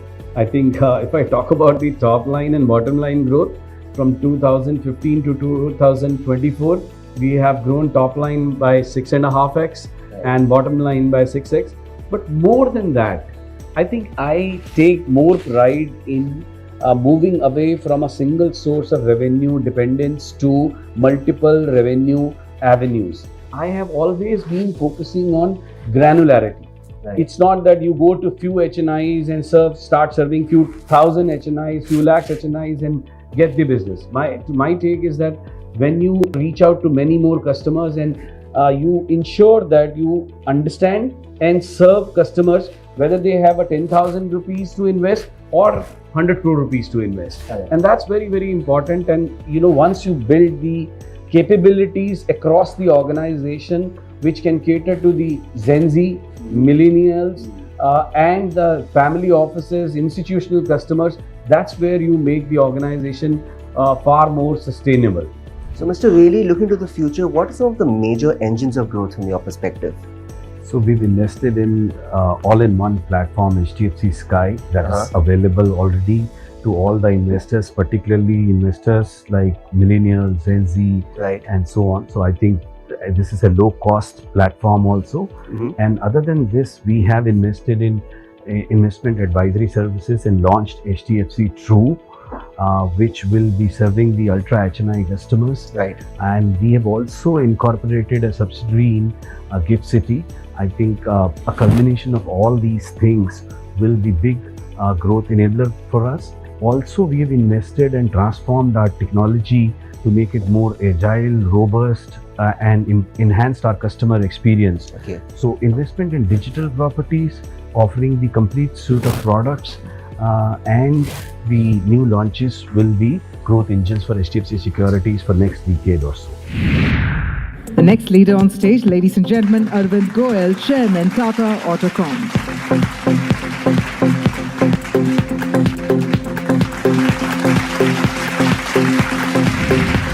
The most significant lesson in my leadership journey is that technological advancements in the auto component industry align with the progress made by the original equipment manufacturers.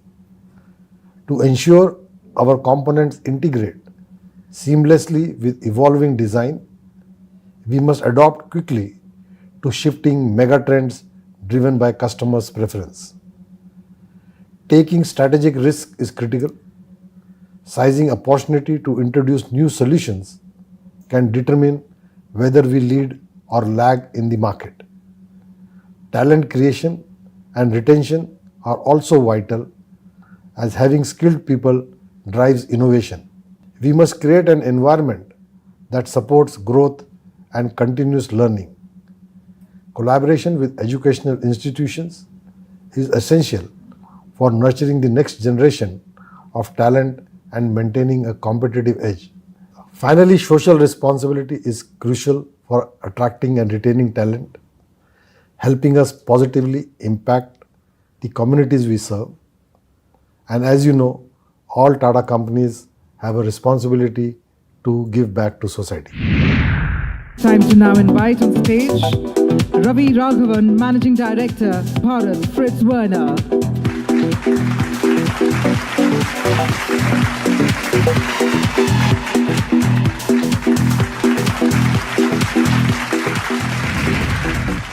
First of all, thank you very much, and it's a great honor, and I accept this award with a lot of humility.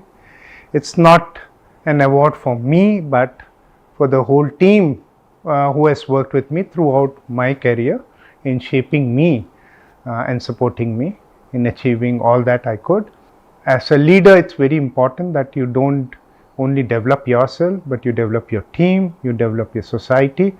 I've been very privileged to work even with the government, to work on the improvements, policies, suggestions that I can give the government. I've been privileged to work on a social improvement, work with individuals who are underprivileged, and of course on developing a lot of youngsters during my career. It's been a great privilege, and thank you very much for the jury and of course the team marksman which has taken this initiative, which is important to keep even encouraging the leaders, because they also need encouragement as they do encourage their teams below. Thank you very much. Let me now please invite Soumitra Saha, Vice President and Managing Director, Lumen Technologies India.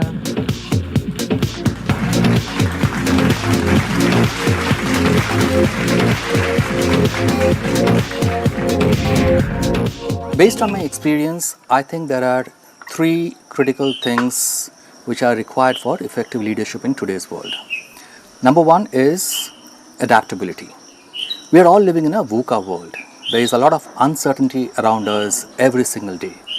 Uncertainty leads to changes. Changes lead to anxiety. But as leaders, if we get anxious, it's going to be a challenging journey ahead of us. So it's important that we are able to understand the signals of change firsthand and adapt ourselves seamlessly into those changes. That will help us thrive and lead our organizations better. A great example of adaptability is staying relevant. Staying relevant in today's context. The second most important skill, according to me, is innovation and creativity. It's important to understand that innovation and creativity cannot be learned. So it's not a skill that you acquire, but it is a practice. As leaders, we need to practice a culture and create a culture of innovation within our organizations. And the last one in my mind is in terms of sound decision making in a timely manner. With that, Influential Leaders of India 2024 came to an end. Team Marksmen celebrated the spirit of influential figures who serve as beacons of inspiration for others.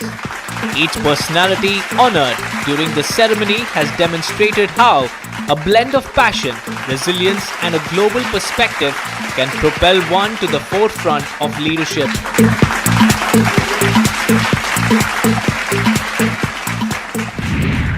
After a short break, we will take a look at prestigious education brands 2024-25.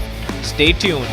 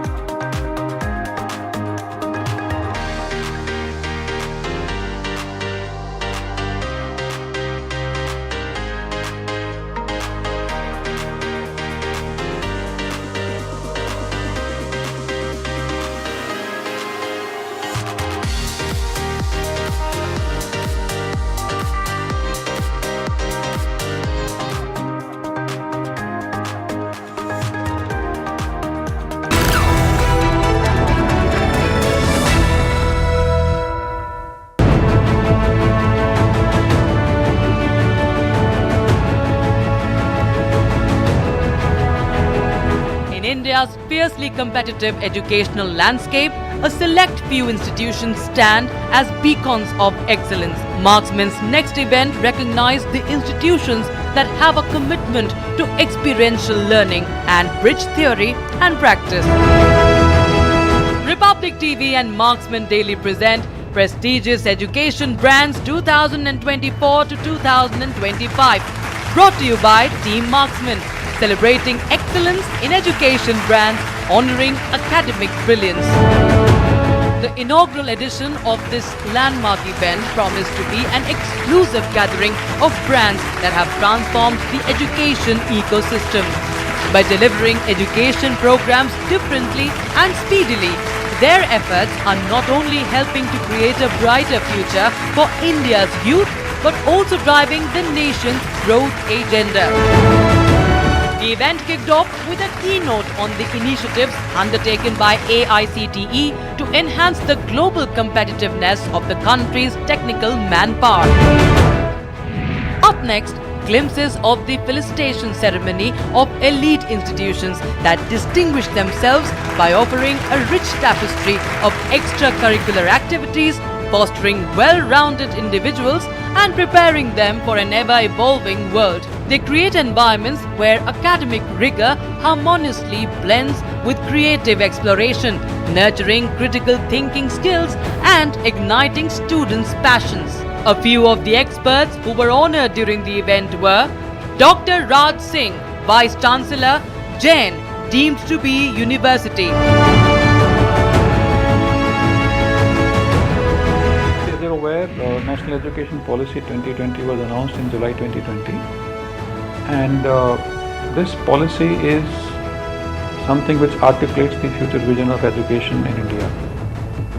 We adopted NEP 2020 early on in 2021 itself, and the soul of NEP 2020 is outcome-based education, which means we deliver what is required by the industry, and it also requires interdisciplinarity, wherein we bring learning very close to real life. You know that real life is not single discipline, it's inter and transdisciplinary, and by definition it comes very close to real life. Once we do that, the quality of education goes up. The last thing which NEP recommends is that after in education there is a continuum. Studies, theoretical studies, then research and then practice. The extension of research to practice requires innovation, which means education's purpose should be to solve the problems of real life. And once you create that kind of environment, you will be able to deliver what is expected by the client organizations, of whatever kind. The need for skill upgradation and reskilling has never been as much as it is today, because the industry is changing so fast.